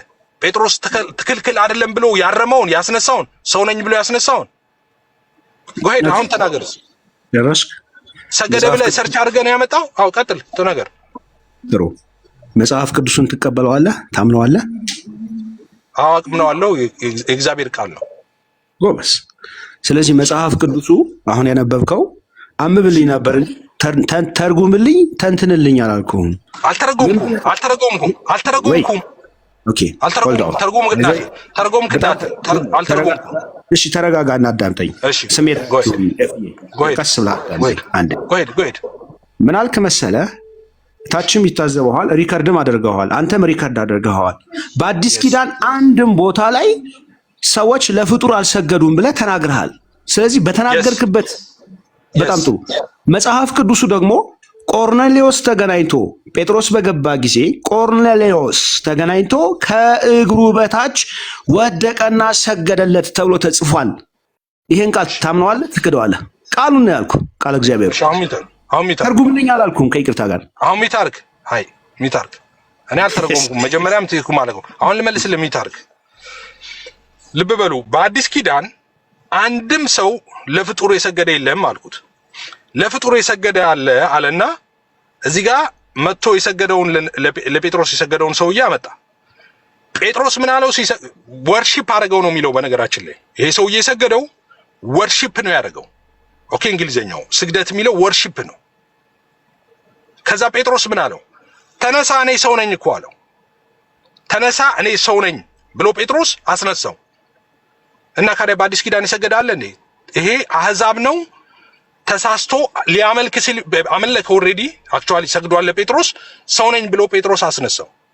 ስለዚህ በዚህ ምስክር በአዲስ ኪዳን የሰገደ አለ ብለህ የምትሰግደው በዚህ መንገድ ነው። ጴጥሮስ ትክክል አይደለም፣ ሰው ነኝ አይገባኝም ያለውን ስግደት፣ ሰው ስለሆንኩ አይገባኝም ያለው ወርሺፕ የተባለውን የአምልኮ ስግደት ነው የምትሰግደው። አንዴ ልተባበር ብዙም ሳትደክም አሁን ያነበብከው መጽሐፍ ቅዱስ ጴጥሮስ በገባ ጊዜ ቆርኔሌዎስ ተገናኝቶ ከእግሩ በታች ወደቀና ሰገደለት ይላል። ሊትራሊ ቃል በቃል ይሄን ቃል ታምነዋለህ አታምነውም ነበር ያልኩ ባጭሩ ወንድሜ። የእግዚአብሔር ቃል ነው። ወድቆ መስገዱንም አምናለሁ፣ ሰው ነኝ ብሎ ማስነሳቱንም ጴጥሮስ አምናለሁ። ወርሺፕ ነው ያደረገው ቆርኔሌዎስ። ስለዚህ አሁን አንተን የምጠይቅበት ሰዓት አሁን አንተን ነው የምጠይቀው። አንተን ነው የምጠይቀው። ኖ ያዘው አንድ ጊዜ። አሁን ዝም ብላችሁ ተከታተሉት። ያዘው ቆርኔሌዎስ አሁን እቺን ሳቅ አስጠፋለሁ። ጥያቄ ጴጥሮስ በገባ ጊዜ ቆርኔሌዎስ ተገናኝቶ ከእግሩ በታች ወደቀና ሰገደለት ይላል። እዚህ ጋር የሰገደው ስግደት የአምልኮ ነው የአክብሮት ነው? በጣም ጥሩ። ይሄ ስግደት ምንን ያሳያል መሰለ? ሰገደለት የሚለው ቃል ብቻውን ሰውየውን እንደ አምላክ ማመለክ ማለት አይደለም። ምክንያቱም ቆርኔሌዎስ አትመዛበል። ቆይ እንደሱ አይደለም ጥያቄን ዝም ብለህ ይሄ ሰውዬ ለጴጥሮስ ሰግዷል አልሰገደም? አንዴ ሰገደለት እያልኩ እኮ ነው ወዳጄ፣ አትሰማኝ?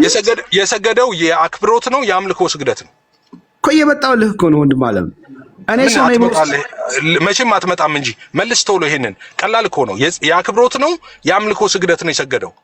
አመሰግናለሁ። እግዚአብሔር ይባርክ።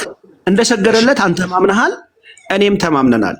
ስለዚህ ሲሰግድለት ሰገደለት የሚለው ቃል ብቻውን ሰውየውን እንደ አምላክ ማምለክ ማለት አይደለም። ምክንያቱም ቆርኔሌዎስ ለጴጥሮስ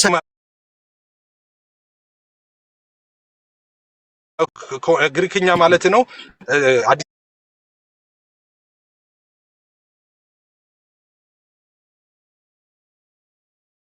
ኪዳን ነው ይሄኛው። ተሳስተ ነው። ግሪክኛው የምትችል ከሆነ ግሪክኛውንም አውጣው። ግሪክኛውም ይመቸኛል፣ እንግሊዘኛውም ይመቸኛል። አውጣው ሁለቱ። እሺ and as Peter was coming in, Cornelius met him and fell down at his feet and worshiping him. Look, he said ምን worshiping him please. አሁን ይቅርታ ጠይቃለህ Before አትጠይቅም? that, no. አሁን ይቅርታ ጠይቃለህ አትጠይቅም? ወርሺፕ Hold on, bro. You are worship him. please. Give me a chance. ይቅርታ ጠይቃለህ አትጠይቅም? You are the result of your mind and observation, brother. Feeling down, bro. What happened? ቆይ አሁን ልትውጣው ነው እንዴ? ምን የሚል ነገር አለ? ቆይ worshiped him የሚል አለ የለም? ፌል ዳውን የሚል አለ ከላይ ወንድሜ። ፌል ዳውን እኮ ኦፍ ኮርስ ሊሰግድ ነው። ፌል ዳውን አደረገና ተጎነበሰና ሰገደለት። ሰገደ አመለከው አሳያቸው ምን ቆይ ምንም ማጭበርበር አያስፈልግም። እኔ የምኖርበት ሀገር የእኔ ላሞቼ ሳይቀሩ እንግሊዝኛ የሚችሉበት ሀገር ነው። ኦኬ አንድ እንግሊዝኛ እንደ ትልቅ አድርግ ታቀርበዋለህ። እኔ እንግሊዝኛ አትችልም አላልኩም። እኔ እንግሊዝኛ አትችልም እኮ አላልኩም። ኖ እንደዛ አላልኩም። እኔ አንብበው ሙሉ ነው ያልኩህ። ይኸውልህ እንደዚህ ይላል አይደል? ያው አንብበው አሁን ይሄንን ነው ያነበብከው ራሱ አንተ ራሱ ማለት ነው። ኤን አዝ ፒተር ዋዝ ካሚንግ ኢን ይልና ኮርኔሊየስ ሚት ሂም ይላል፣ ተገናኘው ይላል። ኤንድ ፌል ዳውን ይላል። ኦኬ ፌል ዳውን ማለት ተደፋና አት ሂዝ ፊት በእግሩ ፊት ማለት ነው። ኤንድ ወርሺፕድ ሂም ይላል። አየህ አንተ ምን አልክ ቅድም ስታጭበረብር? አረ ለእግዚአብሔር የሚደረገው አይደለም ያምልኮ አይደለም አልክ። ወርሺፕድ ሂም ነው የሚለው አመለከው። አየህ ስግደቱ የአምልኮት ነው። ስታጭበረብር ነው። ኦፍ ኮርስ ለእግዚአብሔር አይደለም አላልክም እንዴ አንተ? ሰገደለት አይደለም አላልክም? ጴጥሮስ ለቆርኔሌዎስ ሰገደለት የሚለው ቆርኔሌዎስ ለጴጥሮስ የሚለውን ማጭበርበር ነው መጽሐፍ ቅዱስን። አንተ እኮ ነው ያጭበረበር። የሰገደው ጥያቄ ምንድን ነው? ቆይ የጠየቁህ ምንድን ነው? ይቅርታ ለጌታ ለአምላክ ብቻ ብለህ የተናገርከው አንተ ነህ። አንተ ምን አልክ? ቆይ እሺ አሁን ድንጋጤ አይደል? አይዞህ ነግሬህ ነበር እኮ ወደ ድንጋጤ እንደሚቀይር ሳቅ። ቆይ ይኸውልህ አንተ ምን አልክ መሰለህ? የአክብሮት ነው ወይስ የአምልኮ ስግደት ነው ስልህ፣ ኧረ አይደለም ለእግዚአብሔር የሚሰጠው የአምልኮ ስግደት አይደለም አልክ። ይኸው ግን የሚለው ወርሺፕድ ሂም አመለከው ነው የሚለው ለእግዚአብሔር የሚሰጠውን ስግደት ነው የሰገደለት። ስለዚህ ለዛ ነው ጴጥሮስ እኔ እናንተ በእንግሊዝኛ ነው አማርኛ እንዳቀላቀል በእንግሊዝኛ ነው። Yeah, of course. You are the result of your mind and observation. You cannot see in 360 degrees. Hold on a second. Okay, let's focus on the scripture. Okay, hold on a second. Let's focus on the scripture. Hold on a second. Okay, just give me one more chance. Okay, don't cut me off. Let me finish. Cornelius said, look. Fell down at Peter's feet and worshiping him. But in the very next verse, Peter says, stand up. I myself also am. Okay, let me ask you. Hold it. Yeah, let me ask you. Is this only explain worshiping, or there is another verse substance? Why you forget that? Why? Okay. Why you forget? It says feel down. Look, feel down at. What does that mean? Feel down at. Okay, can I talk? You finish? Look, no, let me finish. I didn't finish. Look, the Greek word is used. The Greek word is used. Proskino. Look, proskino is depending on the context because it can be described bowing down, failing before someone, showing reverence, okay, or worshiping. It doesn't matter. Look, let me know when you finish. The poorest language, by the way. Okay. Let me know when you finish. Worship can sound strongly than the meaning is intended. Look, in the particular of context. Okay. So the key point is that the passage itself explaining the situation. Hold on, bro. Listen me, and then you can ask. I'm listening. I'm listening. Cornelius. Okay, go ahead. Cornelius failed at Peter. Is that true or false? I'm asking. Give me short answer. I didn't say explain. I am asking you yes or no.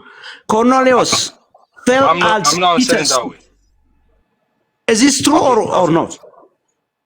That's true, and it's not finished like that. Okay, the scripture says that. Hold on a second. He said that fell down at his feet and worshipped him. He already worshipped him. Yeah. Did you get that? Why you cut the scripture? You stop on the middle, right? ወደ እንግሊዝኛ መተለመደበት የፈለክባትን ፌልት ያለ ኮርኔሊዮስ ፌልት አት ፒተርስ ፊት ስልህ አዎ አልክ። ስለዚህ ቆርኔሌዎስ ሰገደለት ያለውን አንተ ውረድ። አንተ አሁን የአእምሮ ችግር ስላለብህ ውረድ። አሁን ተደጋግሞ የሚለኝ ምንድነው እዚህ ጋር እንደምታዩት ፌል ዳውን አድርጓል ይለኛል። ፌል ዳውን አድርጓል ብሎ በሱ ላይ ያመልጥ ማለት ነው። ፌል ዳውንማ አድርጓል። አማርኛውም እኮ እንደዛ ነው የሚለው። በእግሩ ስር ተደፍቶ ፌል ዳውን ማለት ተደፋ ማለት እኮ ነው። ፌል ዳውን አት ሂዝ ፊት ማለት በእግሩ ስር ተደፋ ማለት ነው። ተደፍቷል። አልተደፋም፣ ተደፍቷል ይለኛል። እዛ ጋር ለምን ታቆማለህ? ኤንድ ይላል worshiped him አምልኮታል። ኦኬ ያ ማለት ሰግዶለታል የሚለው ስግደቱ ያምልኮ ነው ማለት ነው። worship አድርጎታል። ከዛ ሲመጣና ፌል ዳውን አት ሂዝ ፊት ይላል አይልም? ኦፍ ኮርስ ይላል። ስለዚህ በቃ ይሄው ፌል ዳውን ነው ያደረገው። ኧረ እባክህ ፌል ዳውን ካደረገ በኋላ ምን አደረገ? worshiped him ሰገደ። ስግደቱ ያምልኮ ነው፣ ለእግዚአብሔር የሚሰጠው ነው።